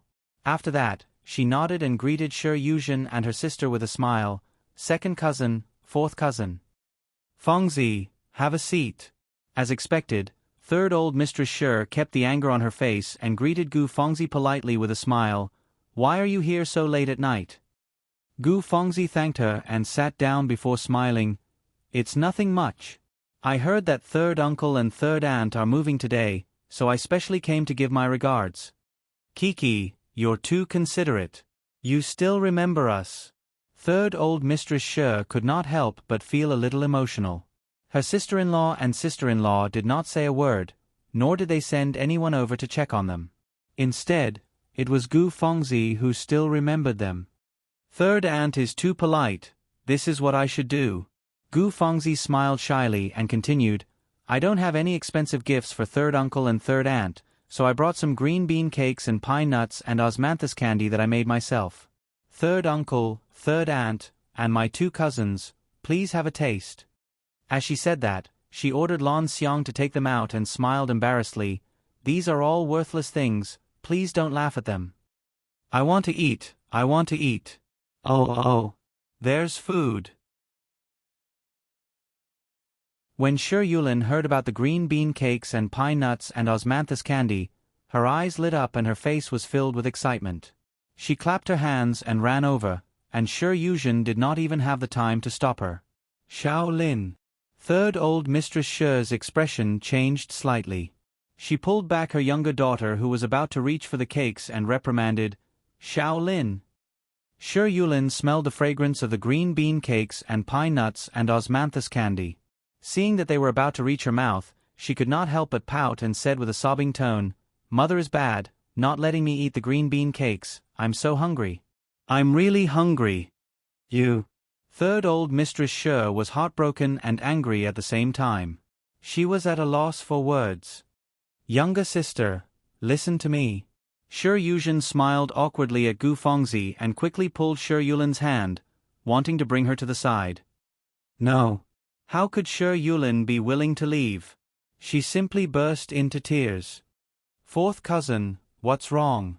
Gu Fengzi panicked and hugged Shi Yulin, using a handkerchief to gently wipe her tears. She pinched a piece of green bean cake and handed it to her, smiling gently. "Here, cousin will give this to you. Be good, don't cry anymore." Gu Fengzi then smiled at Third Old Mistress Shi and said, "I'm not an outsider. I'm more than happy that fourth cousin likes it, so third aunt, please don't blame her." Shi Yulin obediently nestled in front of her, took the mung bean cake, and ate it happily. After a while, she finished a piece. Her little mouth was full, and she opened her hand and said vaguely, "I want more." "Eat slowly, be careful not to choke." Gu Fengzi smiled as she patted her back and gave her another piece. She swept her gaze across the table and smiled at Third Old Mistress Shi and Shi Yuzhen. "I made these myself. They taste really good, third aunt and second cousin should try some too." Shi Yuzhen's stomach was also burning with hunger, but she was after all older and was not as straightforward as Shi Yulin. Hearing her mother's words, she subconsciously looked at her mother. The desire and pleading in her eyes could not be concealed. "Since it's your cousin's kind intentions, quickly try it." Third Old Mistress Shi sighed. Father, mother, you should try it too." Shi Yuzhen first took a piece of green bean cake to her parents. Third Old Master Shi did not eat sweets, so he smiled and shook his head. Third Old Mistress Shi also picked up a piece and ate it. "All right," Gu Fengzi blinked her eyes in confusion and smiled. "Fourth cousin said she was hungry just now, could it be? Third uncle and third aunt didn't have dinner tonight?"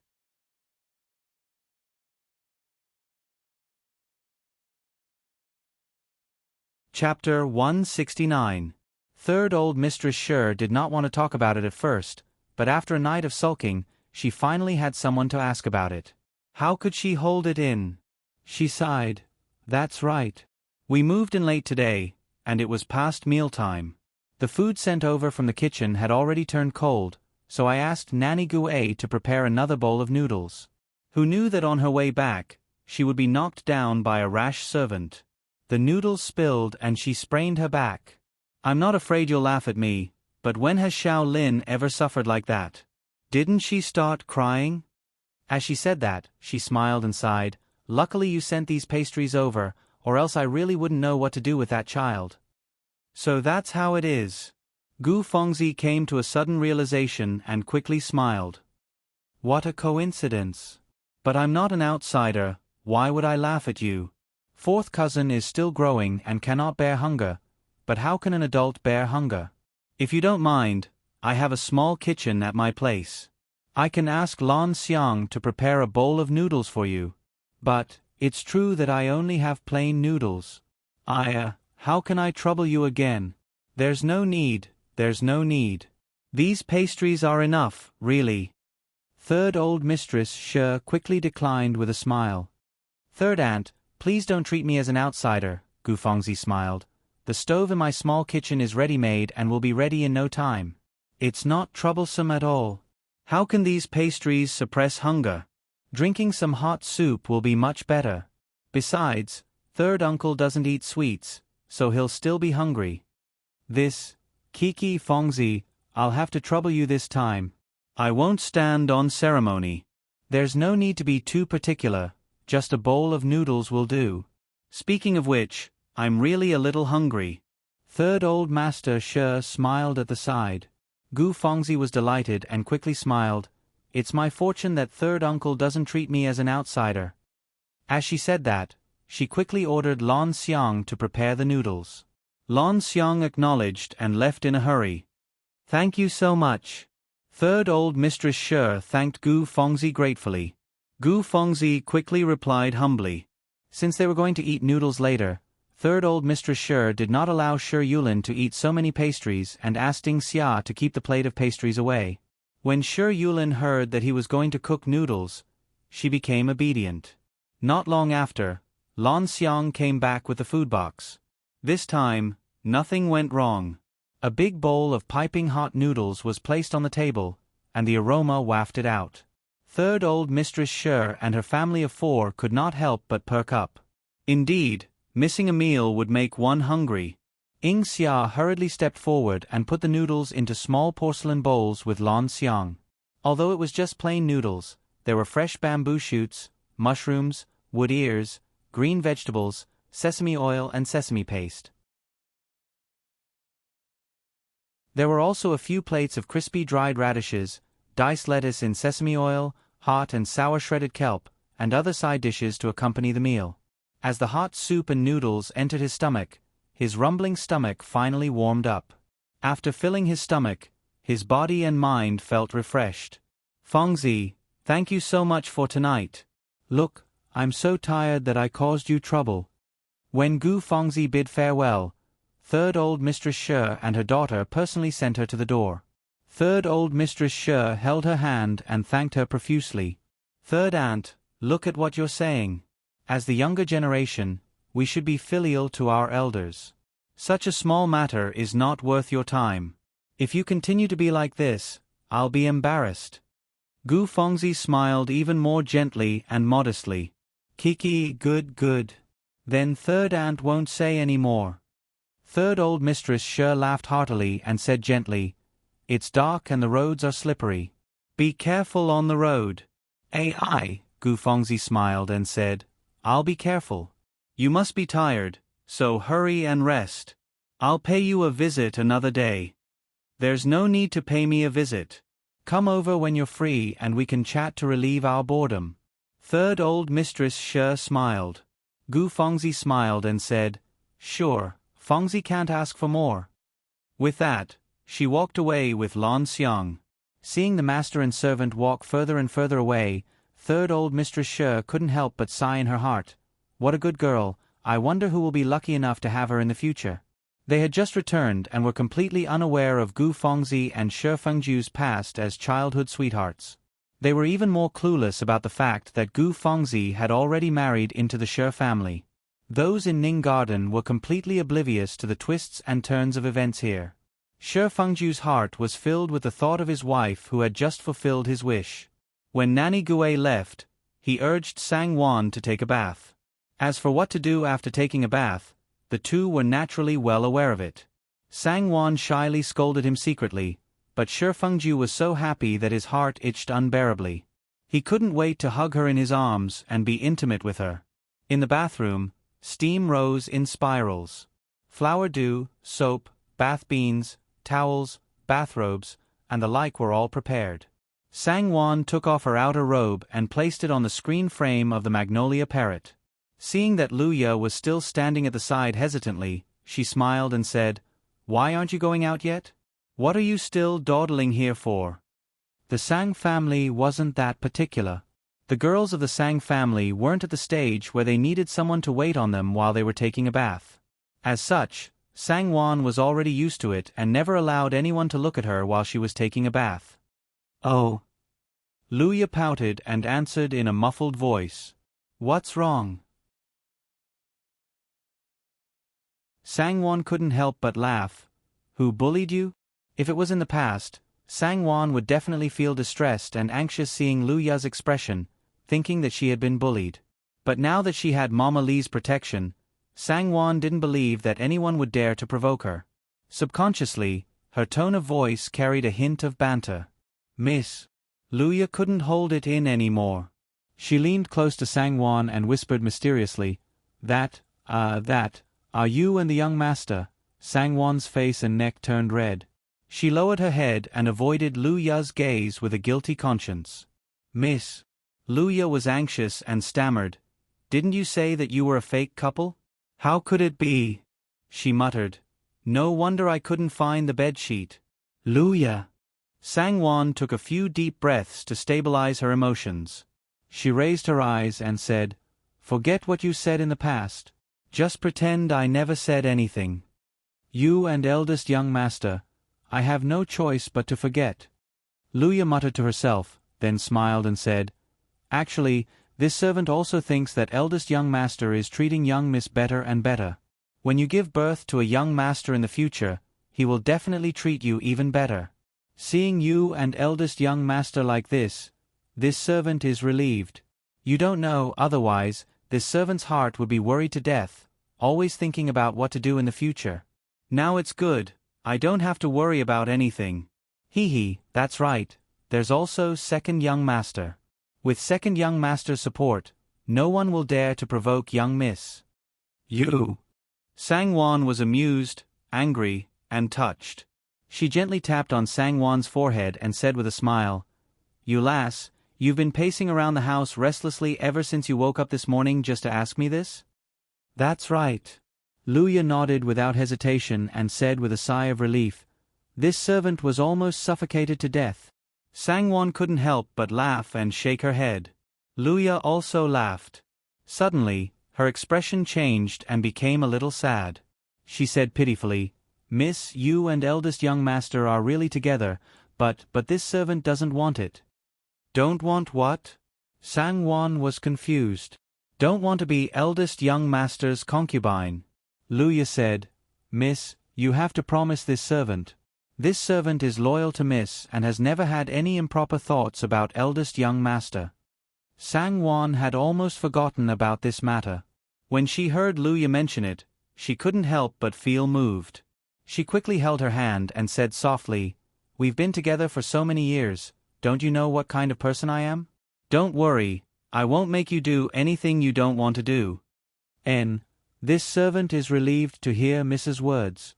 Luya grinned and said, "The water is getting cold, miss, quickly take a bath. This servant will take her leave now." Sang Wan smiled and watched her leave. Fong Kwani went into the bathtub to take a bath. The warm water surrounded her body and the dense water vapor blew on her face. She leaned against the bathtub and smiled softly. After taking a bath, she went to bed and rolled up the brocade quilt. She sat on the bed and was lost in thought. Not long after, Shi Fengju also finished bathing and came back with a fragrance. He naturally pulled up the brocade quilt and covered himself with it. He hugged her against his chest and called out with a smile, "Wan Yang." Then he lowered his head and kissed her cheeks and neck. Sangwon couldn't help but wrap her arms around his neck. Her eyes were half closed as she accepted his intimacy. Her orchid breaths gradually became messy and heavy. Occasionally, she would moan in a low voice, "Wan Yang, I really like you." Shi Fengju's eyes suddenly became burning hot. He stared at her with burning eyes and deeply kissed her soft and full lips. He hugged her and rolled onto the bed, kissing her passionately. The bed was warm and the bed was hot. The two of them were entangled and intoxicated. When they woke up, the sky was already bright. The warm bed in winter was the best place for intimacy. The two of them hugged and talked for a while before getting up together. Today, they were much more relaxed. Anyway, the maids didn't know the change in the situation. As long as they didn't say anything, no one would have the guts to guess. On the other hand, the two of them subconsciously felt like they were thieves yesterday. By the way, should we prepare 2 gifts for third uncle, third aunt, and 2 younger sisters today? After all, they just moved yesterday. Sangwon asked Shi Fengju with a smile during breakfast. Shi Fengju suddenly felt a little embarrassed. He smiled and said, "Logically speaking, there's no need. After all, this is third uncle and third aunt's home. If we give them gifts, we'll seem like outsiders. However, they just came back. If we don't give them gifts, we'll seem unreasonable. It's fine if you don't mention it. Now that you mention it, I don't know what to do." Sangwon sneered, "Is there anything you don't know? How rare. Why don't we ask Mother and see what she has to say?" "All right." Shi Fengju smiled. After breakfast, the two of them went to Wang's place. Coincidentally, Shi Yumei was looking for Shi Fengju and intercepted him on the way. Although Shi Fengju was unwilling, he couldn't refuse his eldest sister and could only follow her. Sangwon went to Wang's place alone to greet her. Unexpectedly, third old Mistress Shi was also talking to Wang.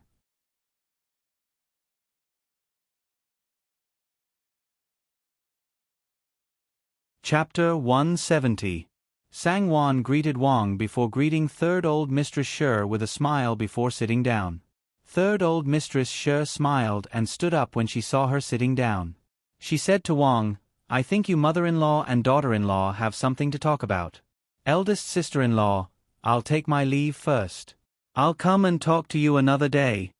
Wang smiled, "It's just some small talk, what's there to talk about? But third sister-in-law, if you have something to do, you can go back first. Feel free to drop by my place some other day when you have time." "All right, eldest sister-in-law." Third old Mistress Shi nodded with a smile. When she walked past Sangwon, she stopped in her tracks and looked at her. She smiled politely but distantly. "Wan Yang, we've caused you too much trouble these past 2 days. You're so busy every day, and our matters aren't even your responsibility. Third uncle and third aunt really feel bad when you think about it. Here's some silver." Third old Mistress Shi took out 2 banknotes from her sleeves and held them between her slender fingers. She pulled Sangwon's hand and gently placed it down for her to hold. "Take it. Take it as a thank you gift from third uncle and third aunt for your hard work these past 2 days." "Third aunt, what are you doing? You can't do this. These are things that Wan Yang should do.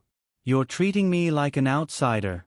In front of Wang Shi and a group of maidservants, Sangwon's face immediately flushed red.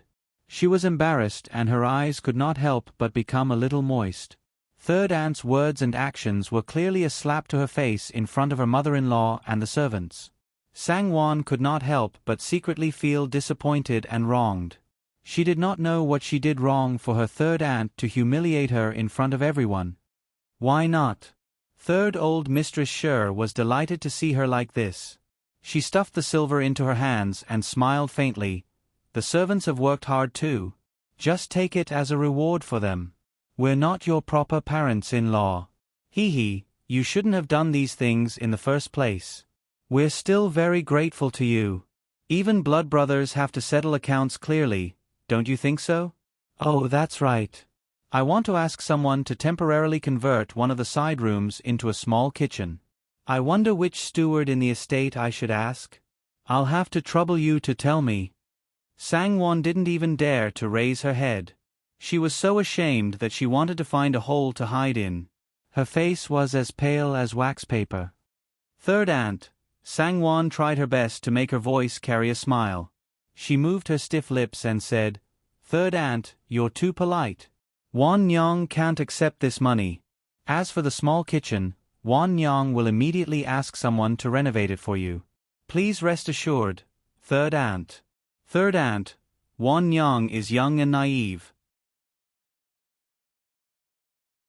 If she has done anything inconsiderate, please forgive her. Niece-in-law, what are you saying? Third old mistress Sure ignored Sangwon's shameful pleading and laughed even more brightly. Actually, I don't like to take advantage of others. It's better to settle accounts clearly so that everyone will feel more at ease. Won Nyong, third aunt really doesn't mean anything else. You don't have to trouble yourself to renovate the small kitchen. Really, I'll ask someone to go to Ning Garden later and you can just tell them who to look for. It's not like I haven't been a housekeeper before. I can handle such a small matter. How can I trouble you for everything? Don't you think so? Alright, I won't say any more. You guys continue chatting, I'll take my leave first. Third old mistress She smiled. Her gaze shifted slightly and she nodded slightly at Wang Shi. Holding Ying Xia's hand, she left. Sangwon's body trembled slightly. Her eyes welled up and hot tears dripped onto her clothes. She hurriedly blinked away the tears in her eyes and bowed towards Wang. She lowered her head and smiled. Mother, it's all Won Nyong's fault. Won Nyong didn't do things well. Enough. Wang raised her hand to stop her. She stood up with a cold face and walked towards the warm room. Follow me. The rest of you don't have to follow me. Leave us alone. Sangwon sighed inwardly. This lesson was unavoidable. Third aunt's words in public were obviously blaming her for not managing the house well. She even brought shame to her mother-in-law. Her mother-in-law was such a prideful person, it would be strange if she would let her off so easily. However, she was still her mother-in-law. She had been serving her with great care these days, and at least she knew to leave some dignity for her and didn't reprimand her in public. Sangwon accepted her fate and followed Wang into the warm room. How preposterous! Wang Shi snorted coldly and slammed her hand on the Kong bed. Sangwon's body stiffened and she lowered her head. Mother, Won Nyong really doesn't know why third aunt is so angry. Won Nyong will go back and find out the truth and give mother and third aunt an explanation. Mother, please believe in Won Nyong. Won Nyong definitely didn't disrespect third aunt on purpose.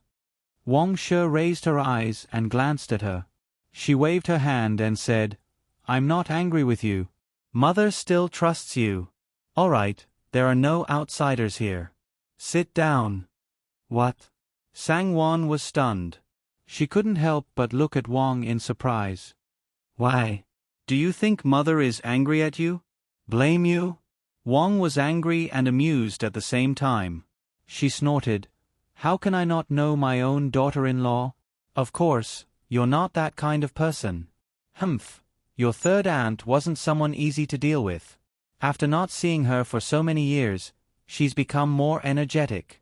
The moment she's back, she's already nitpicking. Humph. Who is she trying to intimidate? The more Wang spoke, the angrier she got. My own daughter-in-law, it's not up to her to teach her a lesson. If she's so capable, why don't she give birth to a son and get a daughter-in-law to teach her a lesson?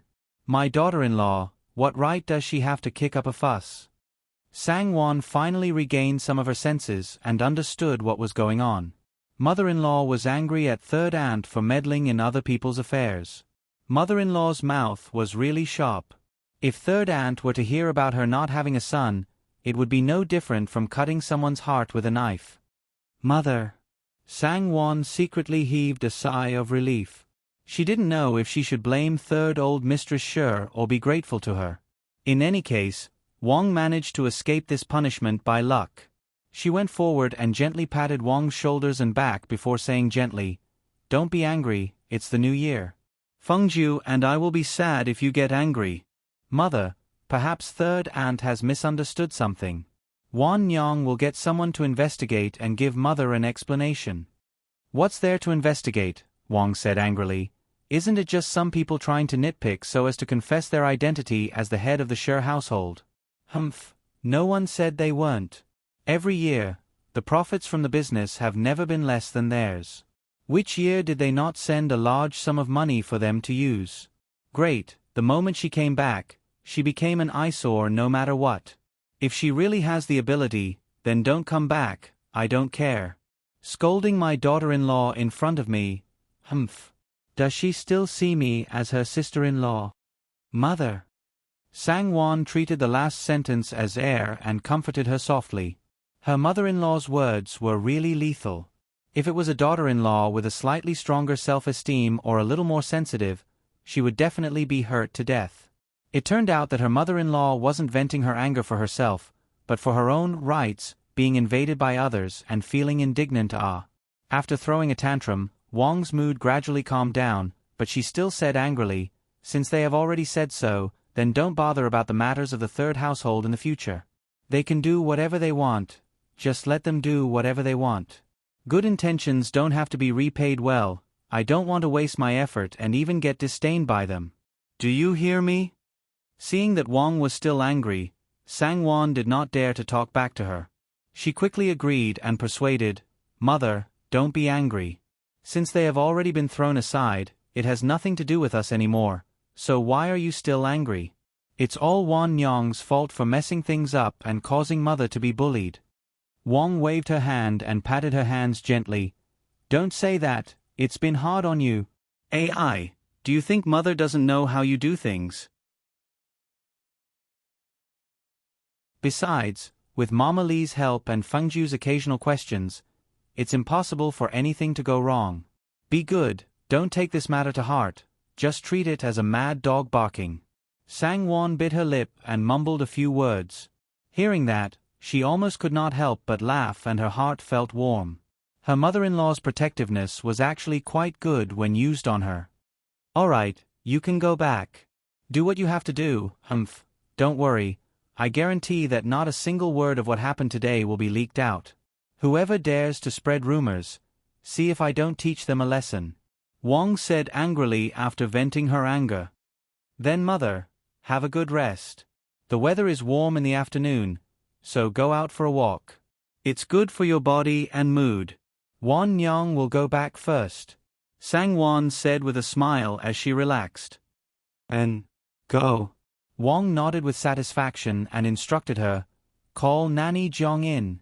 Sangwon obeyed and went out to call Nanny Jiang before leaving the main courtyard. In Ning Garden, Luya helped her remove the large sweater and muttered angrily, "I don't know what kind of medicine third old mistress ate. How could she embarrass young mistress in front of so many people? Newbie really feels sorry for young mistress. Since it's so strenuous and unrewarding, young mistress should just not interfere with the matters of the third household in the future. She can do whatever she wants, as long as it goes according to her wishes." "Luya." Sangwon did not wait for her to finish and quickly stopped her before condemning, "How can you speak so carelessly? How can you say such things?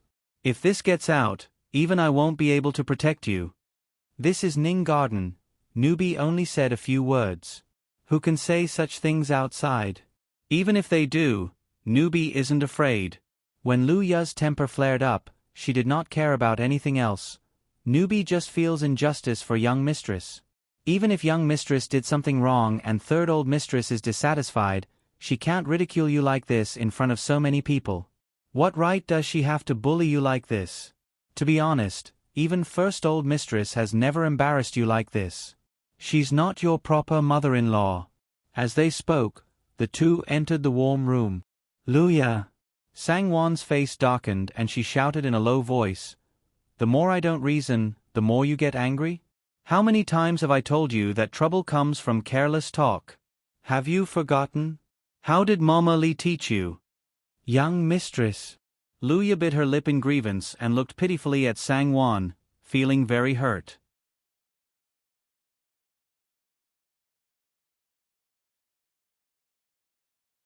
Chapter 171. Sangwon's heart also softened.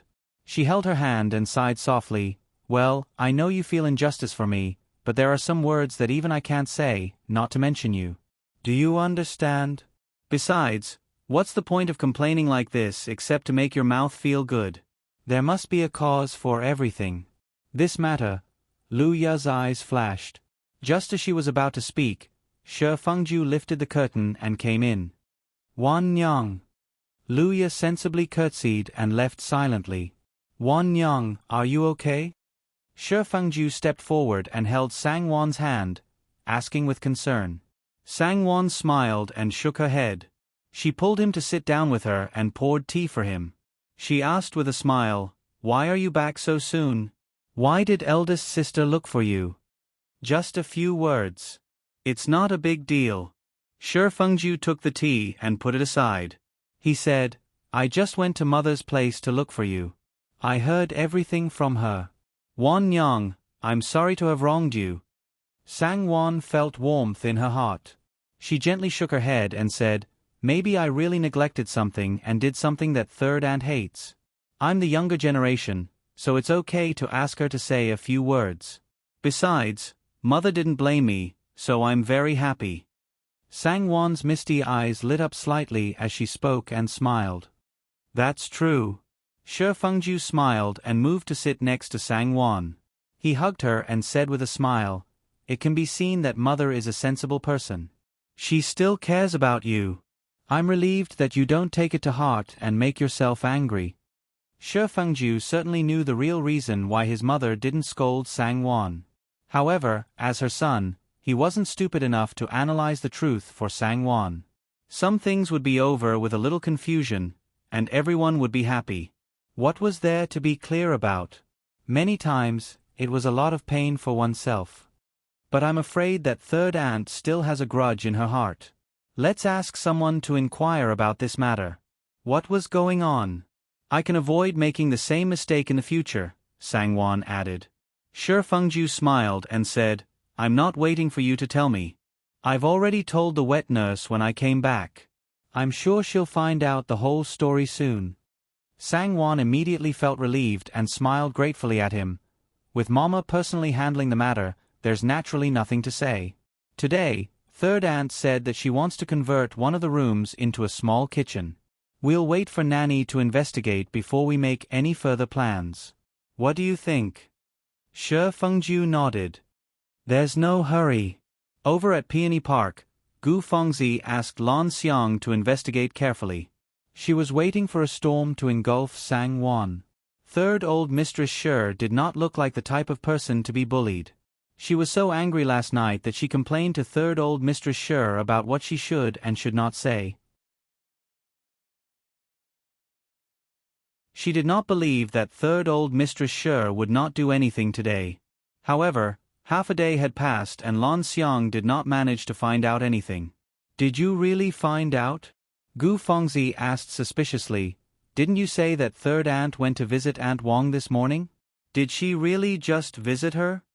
This servant doesn't know either. Lan Xiang shook her head awkwardly. This servant did not dare to ask too much from the people in the main courtyard. However, this servant feels that something must have happened. Then why aren't you saying it? Gu Fengzi's spirits were lifted. Lan Xiang originally didn't want to say it, but her master seemed to be suspicious of her. She had no choice but to show her loyalty. She said something that seemed to be right but was actually wrong. It seemed like there was something wrong, but she couldn't confirm it. That's right, when this servant was asking around, those people were all hesitant and secretive. It was obvious that they wanted to evade the responsibility and refused to say anything. This servant feels that there is definitely something wrong here, but this servant also doesn't dare to confirm. There's no need to say any more. Gu Fengzi's face turned pale, and her excited heart sank. Lan Xiang did not understand, but she already understood. Something must have happened and someone gave the order to the maids in the main courtyard to keep their mouths shut. Kiki, in the main courtyard, who else could make the maids keep their mouths shut and not dare to gossip, other than Aunt Wang? Aunt Wang, she was actually protecting that slut. Gu Fengzi's heart surged and she was so jealous that she was about to go crazy. Sangwan, that be *tch. She snatched away her big cousin, and now she's snatching away her aunt. She turned her head and looked hatefully towards the room where Gu Jin's tablet was enshrined. It was all him, all him.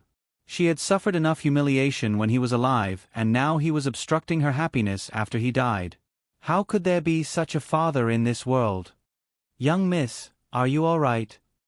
Lan Xiang saw Gu Fengzi's ferocious gaze and twisted face and could not help but worry. Lan Xiang, Gu Fengzi's eyes turned cold and she turned her head to stare at her coldly. Don't betray me, don't ever betray me in this lifetime. Otherwise, I will not let you off. You know my temper very well. Lan Xiang's face turned pale. She did not even dream that her words of concern would get such a reaction from her young Mississippi. Her knees went soft and she knelt down.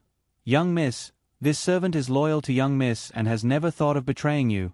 This servant's life and death is young miss's and will never do anything to betray young miss. Otherwise, I will be struck by lightning and die a horrible death. That better be the case. Gu Fengzi sneered, otherwise, you will definitely die a horrible death and it will be worse than being struck by lightning. Lan Xiang's body stiffened and she lowered her head to the ground, not daring to make a sound. At night, Mama Li came back with news. The old slave is not familiar with the people in the third branch and did not get much information. However, I heard that Nanny Gue fell and sprained her waist on the way back from our place last night and spilled her noodles. After that, Miss Gu went to Ji Chui Tower. She first sent some snacks and then asked Lan Xiang to cook some noodles for her. When she left, it was third old mistress who personally sent her to the door. Mama Li pursed her lips in disdain. She could not help but disapprove of third old mistress Shi. In her opinion, anyone who shared the same rotten taste as Gu Fengzi was definitely not a good person. Of course, she was not a little lass like Luya and would never plot against her mistress. Even if she wanted to, she would only do so in her heart. Sangwan immediately paid attention. Nanny is saying that Miss Gu went to Ji Chui Tower last night? Yes. Mama Li pursed her lips and said, I don't know what she's planning. Anyway, Miss Gu and young mistress probably don't get along well. Anything that has anything to do with her is definitely not a good thing. What the old slave is puzzled about is what Miss Gu said to third old mistress. How did she manage to convince third old mistress? Not only was Mama Li puzzled, even Sangwan herself was puzzled. Even though she did not have much contact with third old mistress Shi, she was definitely not someone who was easily fooled and easily used as a target. She must have thought things through before doing something. But even at this stage, she was still so dissatisfied with Sangwan. One could only imagine how much Sangwan had offended her. The problem was, she did not know anything about it. Young mistress, since third old mistress wants a small kitchen, quickly arrange for someone to prepare it for her. It will save us a lot of trouble and save young mistress from a thankless task. Mama Li sighed softly. Sangwan nodded. All right. Who would have thought that something like that would happen last night? Go and make the arrangements. I'll bring some people over tomorrow morning. Mama Li agreed and the night passed peacefully. Third old mistress Shi originally thought that Sangwan would come over to apologize to her, but who knew that after a day had passed, no one came. She could not help but feel even more furious as she blamed Sangwan for her impudence. Little did she know that she had even offended her sister-in-law. Her sister-in-law had ordered Sangwan to ignore the matter, so Sangwan should naturally be left alone. No one would go against their mother-in-law for their aunt's sake. Third old Mistress Shi was annoyed and said to third old Master Shi, We haven't been at home for so many years, and we don't know how the annual income is. Old Master, shouldn't we inform Fengju and ask him for the account book? What do you want to do? Third old Master Shi's tone was low and his face turned cold. Third old Mistress Shi snorted and said straightforwardly, What else can we do? Of course, we're going to check the accounts. We're a few thousand miles away. Who knows if they did anything behind our backs? Let's check it out so that we'll feel more at ease. We'll also remind them not to treat us lightly. Third Old Master Sher stared at his wife quietly and did not speak for a long time. Third Old Mistress Sher was a little annoyed by his inexplicable and seemingly calm gaze. She could not help but glare at him and said, "What? Why are you looking at me like that? Did I say something wrong? We have the right to look at the public's account book. If they don't allow it, then they must be guilty." "Wait, let me show you something." Third Old Master Sher got up and went into the small study room. Not long after, he took out 2 folded pieces of yellow paper and handed them to Third Old Mistress Sher. Third Old Mistress Sher received them suspiciously. She opened them and saw that they were the deeds for 2 shops. One was a silk shop, and the other was a cosmetics shop. Looking at the addresses, they were located in a good area in the city and were not small. She could not help but be overjoyed and smiled at Third Old Master Sher. "When did Old Master set up these businesses?" "That's great. I was still thinking that since we have to stay here for so long, how can we just rely on the allowance given by the public? With these 2 sources of income, it's much easier. Otherwise, if they did not even have enough money to tip the servants, wouldn't they be mocked for being shabby?" "Aye." Third Old Master Sher let out a long sigh helplessly. He looked at her and said, "Do you know, 2 days ago when the 3 of us were drinking and chatting at Second Brother's place, Fengju had already said that we can check the account books at any time. If there's anything we don't understand, we can ask the accountant or ask him directly.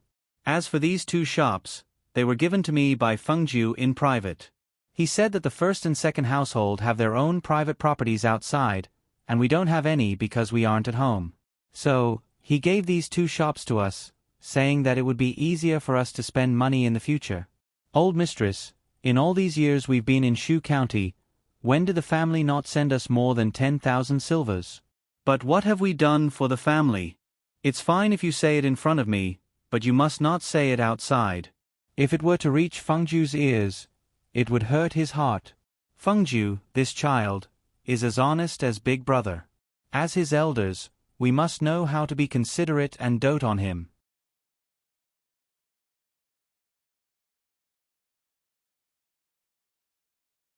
Chapter 172. Third Old Mistress Sher was dumbfounded. In an instant, she felt so ashamed that her face turned red. Is this true?" Third Old Mistress Sher asked with difficulty. "Would I lie to you?" Third Old Master Sher nodded slowly and sighed. "Don't let your imagination run wild in the future. Fengju is such a good child. Not to mention that Wan Yang has done a good job. Even if there were some mistakes, we shouldn't make a fuss about it for Fengju's sake. I heard that you humiliated Wan Yang in front of sister-in-law today. I'm afraid that even sister-in-law would be unhappy with what you've done.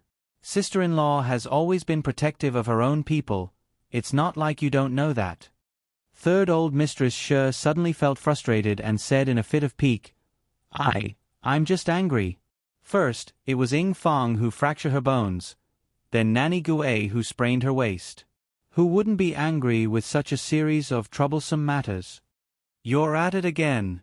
Third Old Master Sher frowned and said, "These 2 matters are clearly unrelated, so why do you have to link them together? Ying Fang's matter was due to the servant's negligence, and Wan Yang has already given an explanation. As for Nanny Gue's matter, it was caused by us missing our mealtime. What does it have to do with Wan Yang? I'll say it again, think about it carefully. Which part of Wan Yang did not think of us well enough? Is there anyone who can do a better job?" Third Old Mistress Sher was at a loss for words. After a while she sighed and said, "I'm not an unreasonable person, but we've just returned. If we don't establish our authority, won't we have to be at the mercy of others in the future? Old Master, you don't want that to happen, do you? Wan Yang may have done well, but that doesn't mean she's that good. Fengzi isn't any worse than her. It's good that you know not to be unreasonable." Third Old Master Sher's face darkened and he said, "We are legitimate masters. Is there a need to establish our authority? If any servant dares to be unreasonable, just send them away. I don't believe that in the face of the rules, Fengju and Wan Yang will protect their servants and ignore their elders. If he really dares to do so, I will negotiate with him. And Fengzi, it's better if you don't interact too much with her in the future. She's now Fengju's concubine, it's not good for you to interact too much with her. What? Third old Mistress She's attention was immediately attracted by her husband's last sentence. She widened her eyes in surprise and asked, "What did you say? Fengzi is Fengju's concubine? You don't know." This time, it was third old Master She's turn to be surprised. How could this be? Third old Mistress She sighed. She believed that her husband would never joke about something like this. She sighed, "Sister-in-law sure is heartless to let her own niece be her son's concubine, this is really, don't spout nonsense." Third old Master She frowned again. "This has nothing to do with sister-in-law. You should have some impression of Fengzi being raised in our household since she was young, right? I'm not too sure about this either. You can ask around when you're free." Third old Master She was a man of status. He would naturally not gossip about his nephew's past, but it tickled his wife's heart. Third old Mistress She persistently pressed on, but third old Master She refused to talk about it. In the end, under her relentless questioning, he told her everything that he had unintentionally heard about. The household has never been so lively in the past half a year. Third old Mistress She sighed in realization. She suddenly felt a little regretful. If only I hadn't missed out on it. Third old Mistress She could not help but say, "I see that Fengju is very considerate and protective of Wan Yang. Fengzi is really pitiful, that girl has a hard life." As she said that, she glanced at third old Master She and said faintly, "It can be seen that a man's heart is unreliable. He changed just like that."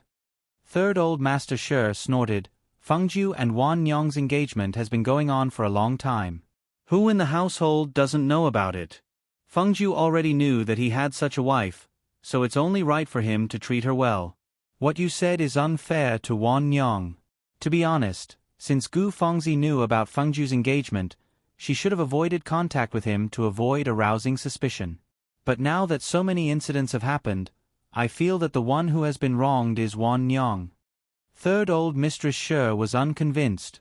"What you said is also unfair. Who knows, maybe Fengju was the one who provoked her." "Fengju doesn't seem like such a person," third old Master She said. "Besides, even if Fengju provoked her, she would have avoided him if she was a well-mannered person.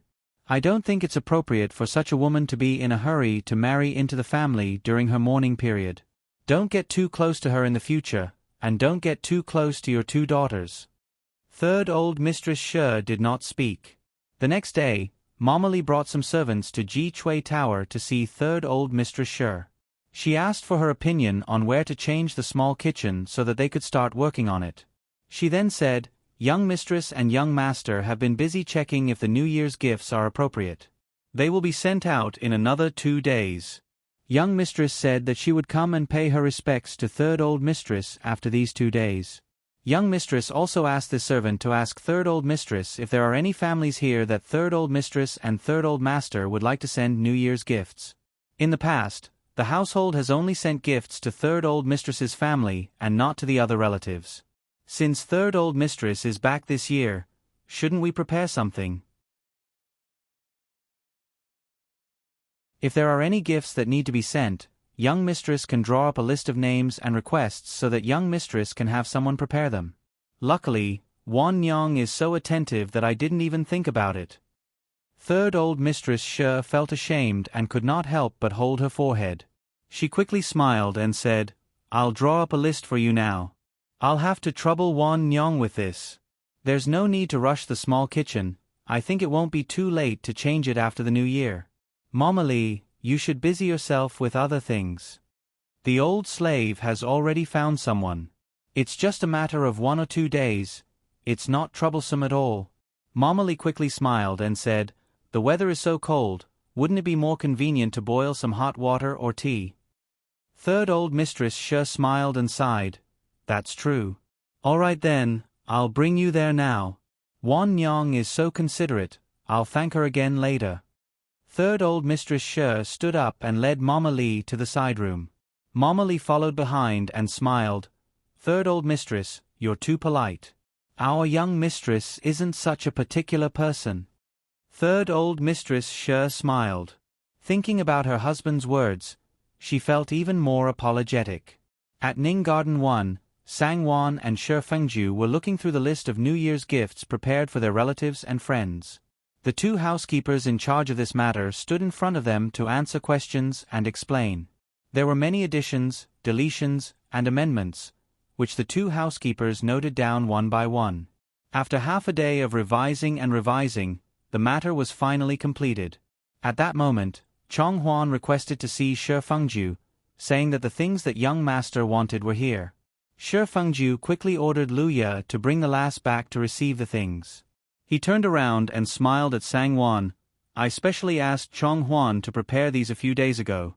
These are gifts for you, I guarantee you'll like them. Sangwon smiled and said, didn't you just send some clothes and accessories a few days ago? Where did you get these new things from? Shi Fengju smiled and said, you'll know when you see them. I guarantee you'll like them. At that moment, Lu Ye and the two maidservants each brought in a wooden box that was about 2 feet long and 1 foot tall. There was also a palm-sized brocade box. Shi Fengju gestured for them to be placed on the Kong bed before ordering them to leave. Shi Fengju hugged his wife from behind and said with a smile, guess what it is? Sangwon sneered and tilted her head to look at Shi Fengju with a smile. So what if I get it right? So what if I don't? Shi Fengju's hand rubbed her waist gently, causing her to snort and hit his hand away. He rested his chin on her shoulder and rubbed against her temples and cheeks. He laughed softly and said, it's all up to you whether you get it right or not. If you get it right, you'll be rewarded at night. If you don't, you'll be punished. Sangwon's face turned red. She gently spat at him and said in a low voice, no matter what, it's all up to you. Shi Fengju laughed and said intimately, how is it up to me? But I see that you like it very much. Sangwon was embarrassed and pushed him away. Shi Fengju was not willing to let her go and laughed loudly. Seeing her shy appearance, his heart swayed. He suddenly held her face and kissed her lips deeply. They kissed until both of them were about to suffocate. Only then did he let her go. It's not dark yet. Don't mess around. Sangwon was panting. Her face was flushed red and her watery eyes were especially bright and misty. Shi Fengju knew that she was shy and afraid that she would get angry, so he stopped teasing her. His fingers gently rubbed her lips and he said in a hoarse voice, okay, it's not dark yet. I won't mess around. His little wife's beautiful appearance made him want to carry her into the room and give her some love. The more he talked, the less serious he was. Sangwon's heart swayed. The red flush on her face did not fade, but became even hotter. In her heart, Ri Zhong's image of a gentleman was completely gone. What exactly is it? Why are you being so mysterious? Sangwon felt that it was better to bring the topic back on track. Guess. Shi Fengju was still laughing and teasing her. He looked at her with interest, as if he was calculating the reward and punishment if she guessed correctly or not. Sangwon met his eyes and her face could not help but turn red. She looked away in a panic and made random guesses. She guessed that it was jewelry, makeup, and so on. She guessed that it was a jade hairpin, a flower hairpin, earrings, bracelets, rouge, powder, flower dew, perfume, and so on. But no matter how she guessed, Shi Fengju just smiled and shook his head. I won't guess. Sangwon could not help but feel discouraged. She pouted and complained, there's no margin at all. My throat is dry and I still can't guess. I won't guess any more. Shi Fengju laughed and took the teacup from the side. It was still warm, so he opened the lid and fed it to her. Sangwon took the opportunity to open her mouth and drink 2 mouthfuls. She heard him chuckle and say, so you lost? You have to listen to me tonight. Sangwon's face turned red. She avoided answering and asked with a smile, what is it? She thought, I can't change your mind. What else can I do if I don't listen to you in bed? It's just that you don't have to play so many embarrassing tricks. Thinking about it, she felt embarrassed. This person was really a wolf in private. He wanted to skin her, break her bones, and swallow her.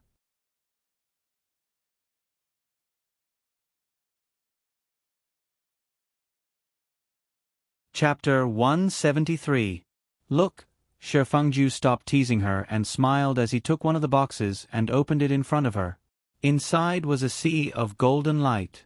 It was filled with all kinds of coins that were exquisitely made out of gold foil and gold thread. There were coins that were about the size of coins.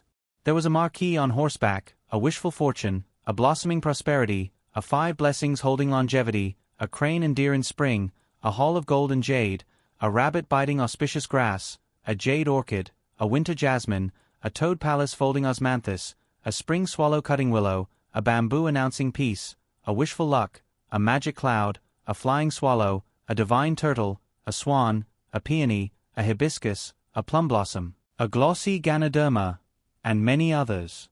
Each of them was exquisitely made and looked very lifelike. They were placed in a pouch and were perfect for the children of visiting relatives and friends during the new year. Sangwon was very happy to see them.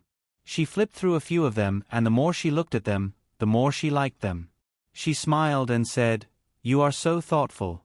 I have been thinking about this for the past 2 days and wanted to discuss it with Mama." "Discuss it with Nanny?"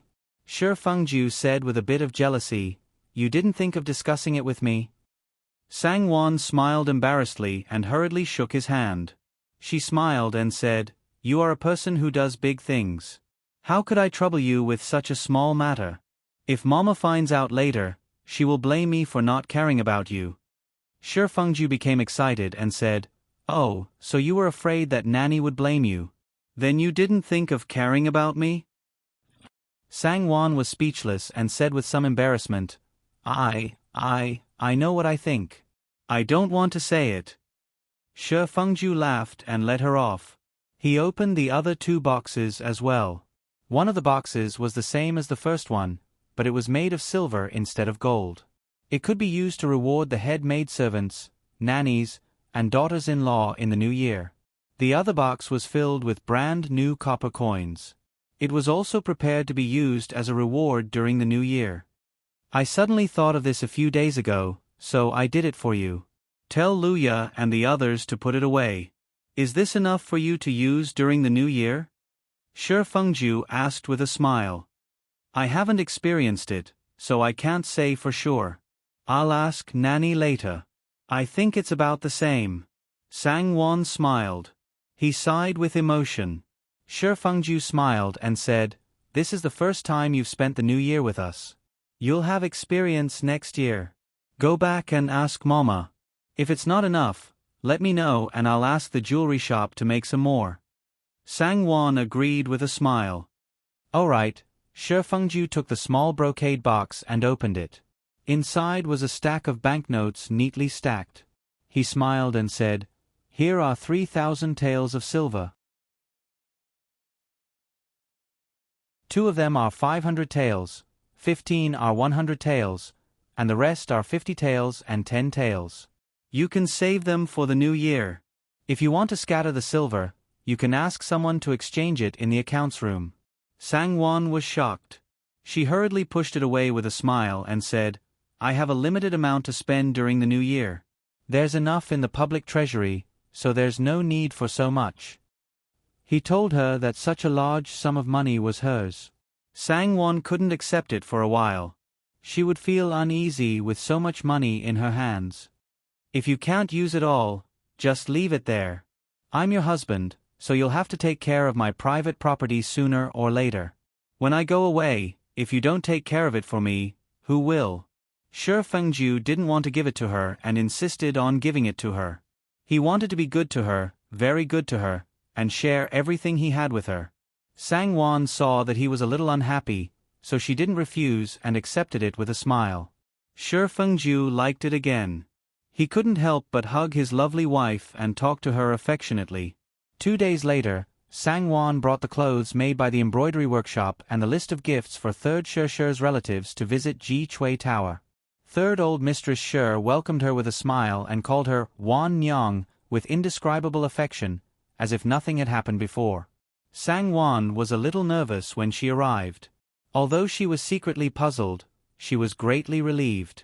She smiled affectionately and spoke to Third Old Mistress, passing the clothes and the list of gifts to her. "I've troubled you, Wan Nyang." Third Old Mistress Sher wasn't an arrogant and overbearing person. Otherwise, Third Old Master Sher wouldn't be an official anymore. At this moment, she held Wan Nyang's hand and smiled sincerely. "You've been in charge of everything since I came back. It must have been hard on you to take care of everything." "Third Aunt, you're being too courteous." Wan Nyang only said a few words. Everything was done by the servants, so Wan Nyang didn't trouble me at all. As long as Third Aunt doesn't blame me for not taking care of you well, I'm satisfied.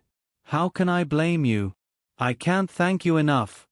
Third Old Mistress Sher hurriedly expressed her sincerity with a smile and called for Nanny Gue to bring a brocade box over.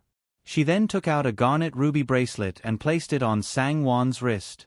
She smiled and said, "I've just tidied up my messy things this time, and only then did I remember that I haven't given Sang Wan a greeting gift.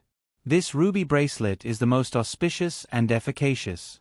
It'll definitely bless you to have many children and be blessed with many blessings." Sang Wan's face turned red and she lowered her eyes to thank her with a smile. "What's there to be embarrassed about?" Third Old Mistress Sher couldn't help but laugh. "Fengju dotes on you so much, I'm sure he's looking forward to being a father. After you have a child, everything will be perfect. Isn't that so?" Nanny Gue also joined in. "Young mistress, you look like a blessed one. You'll definitely be able to have a boy in one go." "That's true." Third Old Mistress Sher smiled as well. With the master and servant chatting happily, Sang Wan didn't know how to express her opinion. She forced a smile and sat for a while before quickly finding an excuse to leave. "I know you have a lot of things to do, so I won't keep you any longer. Come to Third Aunt's place tomorrow when you're free." Third Old Mistress Sher personally sent her to the door. She held her hand and took 2 steps forward to avoid the servants who were following them. She smiled gently and said, "Wan Nyang, Third Aunt was too impulsive a few days ago and went overboard with my words. Don't take it to heart. Third Aunt knows you're a good child and not someone who doesn't know what she thinks." Sang Wan smiled and said, "Third Aunt, don't say that. You're an elder, and Wan Nyang is a junior. How can I be worthy of Third Aunt's words? You really don't deserve Wan Nyang's praise." All right, then Third Aunt won't say any more." Third Old Mistress Sher smiled and said, "Come visit Third Aunt more often in the future when you're free." Third Aunt doesn't mind Wan Nyang's stupidity. Wan Nyang will do as you say." Sang Wan nodded with a smile and left. Although she didn't know why Third Old Mistress Sher's attitude changed, it was a good thing for Sang Wan. As if a huge rock had been lifted from her heart, Sang Wan heaved a huge sigh of relief. Who would have thought that Sher Yumei's side would cause trouble again? The next morning, Sang Wan and Sher Fengju went over to Wang's place to greet her. Sher Yumei said with dissatisfaction, "Wan Nyang, I heard that the list of gifts for our relatives and friends has been prepared?" "Yes." Sang Wan nodded hesitantly. She subconsciously glanced at Sher Fengju. "Fengju and I went through it 2 days ago. From today onwards, we've started sending gifts to our relatives and friends. Is that so?" Sher Yumei raised an eyebrow. "Then what about our family? Why didn't we prepare anything for our relatives and friends?" "Your family?" Sang Wan was startled for a moment before remembering that she was talking about the Ran family. Sang Wan was speechless and looked at Sher Fengju with a troubled expression. Sher Fengju also frowned. Just as he was about to speak, Wang exclaimed in realization and said, "Your family? Are you talking about the Ren family?" Sang Wan bit her lip and almost laughed out loud. Her heart was greatly relieved. Originally, she thought that her mother-in-law had asked Sher Yumei to ask this question. But it turned out that her mother-in-law had only just found out about it. Moreover, from her mother-in-law's tone, she didn't approve of it. This made things much easier. "Mother," Sure you may called out to Wang with a hurt expression and said unhappily, "It's going to be the new year soon. No matter what, we're still part of the Ren family. We should at least give some gifts to the elders in the family. Otherwise, people will talk about it." Shi Fengju snorted silently. Afraid of people talking about it? That's strange. He didn't need to think to know that this rotten idea must have been instigated by Ran Jixian. If it weren't for him, Big Sister wouldn't have thought of this. Shi Fengju sneered secretly. Good for him, he instigated Big Sister to take the initiative while he hid in the back and didn't say anything. Was he still a man? Wang also frowned. Her daughter's words made sense. After all, they were still part of the Ren family. If they didn't respect the elders in the family, it would be difficult for the family to not help them in the future. After all, their surname was Ren. It was inconvenient for the Shi family to stand up for them. Wan Nyang, Shi Yumei saw that her mother was moved and immediately felt proud. She ordered Sang Wan, "Hurry up and prepare for me today. I want Big Sister." Shi Fengju suddenly interrupted her and asked with a smile, "Brother-in-law is the head of the family. Shouldn't brother-in-law make the decision for such an important matter? Why is Big Sister making the decision instead? I think we should ask brother-in-law to come over first." Shi Yumei suddenly felt embarrassed and quickly said with a smile, He's been revising his homework these days. Let's not disturb him." "All right." Shi Yumei took out 2 pieces of paper and said with a smile, "This is his list. Just prepare according to it." Xiao Chun took the paper and handed it to Shi Fengju. Shi Fengju was even angrier when he saw it, but there was no emotion on his face.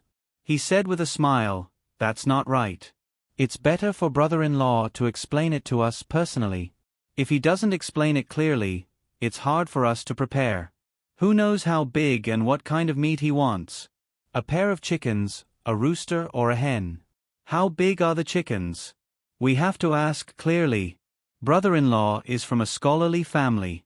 The rules are different from ours. If the preparations are not to his liking, won't all our efforts be in vain?" Shi Fengju sneered in his heart.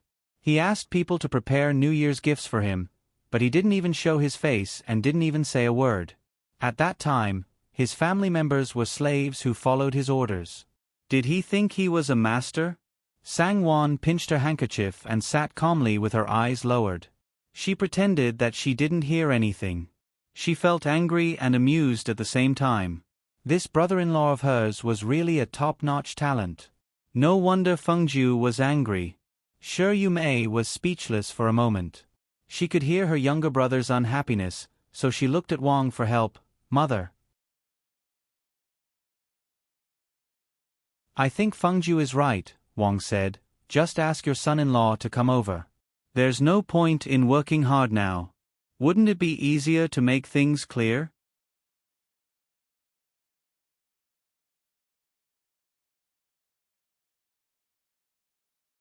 Chapter 174.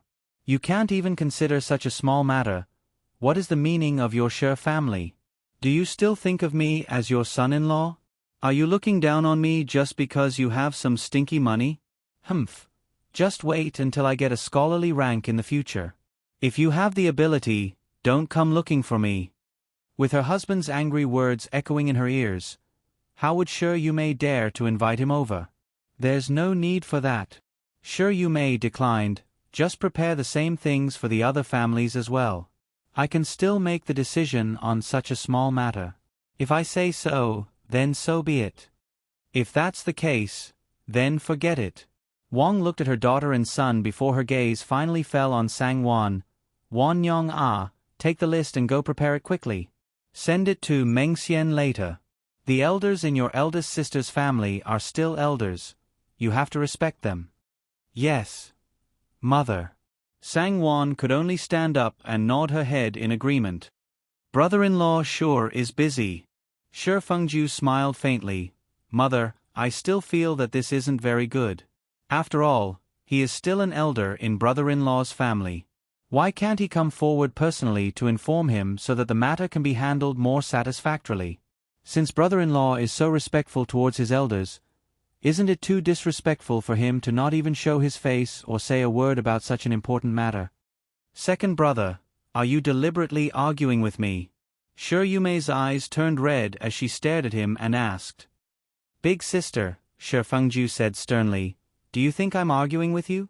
I don't understand, why can't brother-in-law come forward personally? Does he treat us as relatives or servants? Do we have to obediently follow his orders? He doesn't even allow us to ask him a single question. Second brother. How can you think like that? When did I ever mean that? Shi Yumei became anxious and felt wronged. Fengju. Wang saw her daughter's eyes and face turning red and could not help but cast a condemning glance at Shi Fengju. Big sister. Shi Fengju secretly regretted that he had said those words to his sister. However, he felt very sullen in his heart. Unfortunately, he couldn't vent this sullenness on his sister, which made him even more annoyed. Suppressing her anger, she said guiltily, I'm sorry, big sister. I didn't mean to say that to you. It's just that I feel a little uncomfortable. How could brother-in-law do this? He didn't even show his face or say a word during such a big event. Does he still see us as relatives? Although Shi Yumei was unwilling to admit it, she knew that Shi Fengju's words made sense. She also knew that her husband wanted to save face and would never beg the Shi family to prepare a gift for him. He would only vent his anger on her. In short, whether it was left or right, he was stuck in the middle and in a dilemma. She couldn't explain this to her mother and brother, but she couldn't persuade her husband. It's no wonder you're angry, second brother. This matter is something that the two of us should do. We shouldn't have troubled second brother, I. Shi Yumei was at a loss for words, but her tears continued to flow. She hurriedly lifted her handkerchief to wipe her tears. Yumei. Wang quickly held her hand and patted it gently, comforting her. Silly girl, what's there to cry about? Your brother won't mind. Don't be sad. This is just a small matter. Sangwon watched from the side with mixed feelings. She couldn't help but sigh. It was really good to have a family that was firm on her side. Otherwise, people like Shi Yumei and her husband would have been in dire straits long ago.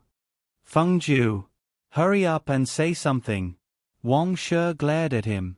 Shi Fengju could only suppress the sullenness in his heart and said gently, Big sister, don't cry. Look, you've made mother sad again. I didn't say that I wouldn't help you. Mother is right, this isn't worth anything. I just feel that brother-in-law is a little too disappointing. Shi Yumei's crying stopped abruptly. She lowered her head and was speechless for a moment. After a while, she raised her head and said seriously, Second brother, don't worry. If he becomes an official in the future, I won't let him be ungrateful. I'll make him repay the Shi family well. Shi Fengju thought to himself, I'm not counting on that. Counting on him to repay me? It's going to rain from the sky soon. Besides, if someone like him can pass the exam, big sister thinks too highly of him. There's no need to repay him. Shi Fengju smiled faintly and said, Our Shi family doesn't need to rely on this. As long as he treats you well in the future, that's enough. That's true. He didn't abandon me in such a difficult time, so he definitely won't in the future. Shi Yumei hurriedly said with a smile. Shi Fengju was speechless. He's not a fool. Why would he abandon you now? Then he'll just have to wait and drink the northwest wind. If he manages to make a name for himself in the future, then it's hard to say. However, Shi Fengju didn't dare to say this in front of Shi Yumei. If he did, it would be tantamount to stabbing her heart with a knife. Shi Fengju flipped to the second page and raised his eyebrows slightly. He said straightforwardly, We'll prepare the New Year's gifts for the elders in the clan. The names on this page don't have the surname Ren. And these things, such as the 4 treasures of the study, calligraphy and painting, who are they for? Shi Yumei was stunned. She lowered her eyes and said softly, These are for your brother-in-law's friends in Mengxian. Your brother-in-law said that we should prepare a gift for them too. No. Before Shi Fengju could say anything, Wang's expression changed and she said angrily, it's those scoundrels again. I don't think there's any point in befriending them. It's better to break all ties. Mother, how can you say that? Shi Yumei was anxious. Why not? Wang said angrily, I think those people are teaching our son-in-law the wrong things. Otherwise, they wouldn't have brought him to those brothels. Yumei, I don't want to nag at you, but there are some things that you have to act like a wife. You can't just let him do whatever he wants. That's what I think too, Shi Fengju said firmly. It's right to be filial to the elders, but I don't think I should be the one to take care of these relationships between friends, right? I'll really become his slave then. Thinking about it, it did make sense. Shi Yumei's lips moved, but she couldn't say anything. She could only shut her mouth and accept it. Then it's settled. Wang made the final decision and said to Sangwon, Wan Yang, you'll have to work harder. Ask the purchasing department to prepare a gift and send it to Meng Xian later. Wang Shi sighed. She also felt aggrieved. The Shi family was representing the Ran family to send New Year's gifts to the elders of the Ran family. No matter how she thought about it, it felt awkward. Yes, mother. Sangwon stood up and agreed. She went out together with Shi Fengju. Coincidentally, Zhuang Weixian had something to discuss with Shi Fengju, so Shi Fengju changed his clothes and went out. He asked Sangwon to pass the list to the housekeeper in the outer courtyard. Sangwon smiled and agreed. Seeing that Shi Fengju had left, Sangwon said to Lu Ye and Xing Ji, Old mistress and young master rejected young mistress's reply. Who knows, young mistress might come to find trouble with me later. Be smart and don't say anything when she comes. I think I should avoid her for now. Xing Ji and Lu Ye both smiled and said, yes. Lu Ye sighed again for no reason. Eldest Missy is actually quite pitiful. There you go again, what nonsense are you talking about? Sangwon chided her. It's true. Lu Ye said, a woman is afraid of marrying the wrong man. This saying is true. If you ask me, our young mistress is lucky to have such a good husband like young master. That's right, Xing Ji also smiled and said, young master dotes on young mistress more and more. Who in the household doesn't know this? You two are so free to talk about me here. Hurry up and get to work. Sangwon could not help but laugh and scold them. Just as they were talking, they heard a young servant greeting her from outside. Eldest Missy, you're here. The expressions of the three people in the warm room changed. Sangwon said, just say that I'm not here. Hurry up and get out. Lu Ye hurriedly ran out and saw Shi Yumei walking in while saying, where's your young mistress? Is she in the room? Eldest Missy. Lu Ye secretly felt lucky and hurriedly stopped the young servant who was about to speak. She went forward and greeted with a smile, Eldest Missy, you're here. Unfortunately, our young mistress just went out. Went out. Shi Yumei raised her eyebrows in disbelief. Where did she go? Lu Ye shook her head and smiled. This servant also doesn't know. This servant finished her work and young mistress had already gone out. Is eldest Missy looking for young mistress for something? Shi Yumei snorted and said unhappily, if not for something, why would I come here? Since she's not here, then forget it. When she comes back, tell her to wait for me in the room. Send someone to Banana Courtyard to tell me that I have something important to discuss with her. Yes. Lu Ye hurriedly agreed and sent Shi Yumei out. Young mistress, Lu Ye watched Shi Yumei walk away before returning to the room and said with a smile, although you managed to fool her, what if eldest Missy finds out that you lied to her? Who knows what kind of trouble she'll cause? Sangwon smiled and said, I'll go out from the back door and walk around. It won't be considered lying to her. If she saw her, it would be even more troublesome. She didn't know how to deal with her. Wang and Shi Fengju could say a few words in the position of the family head, but even so, they still had to take care of her feelings. How could she refute her in front of her? It would be strange if she bought it. As Sangwon spoke, she asked someone to bring the lynx cloak and put it on. Xing Ji smiled and said, but where are you going on such a cold day? Oh right, second Missy, third Missy, fourth Missy, and fifth Missy are enjoying the plum blossoms and barbecuing at Qingying Pavilion. Why don't young mistress go and join in the fun? You can just say that you're concerned about your sisters-in-law and want to take a look. That's right, that's right. Luya also smiled and said, that's a good idea. This morning, second Missy and the others asked you for all kinds of fresh meat, seasonings, charcoal, barbecue rack, and iron skewers. Let's go and take a look. Sangwon also smiled and agreed. She left Xingji to look after the room and went out from the back door with Luya and the two maidservants. They went to the plum blossom forest to look for Shi Yuzhen and Shi Lian. Shi Lian's leg injury had already healed. The sisters hadn't seen each other for a long time, so they gathered together to eat and play.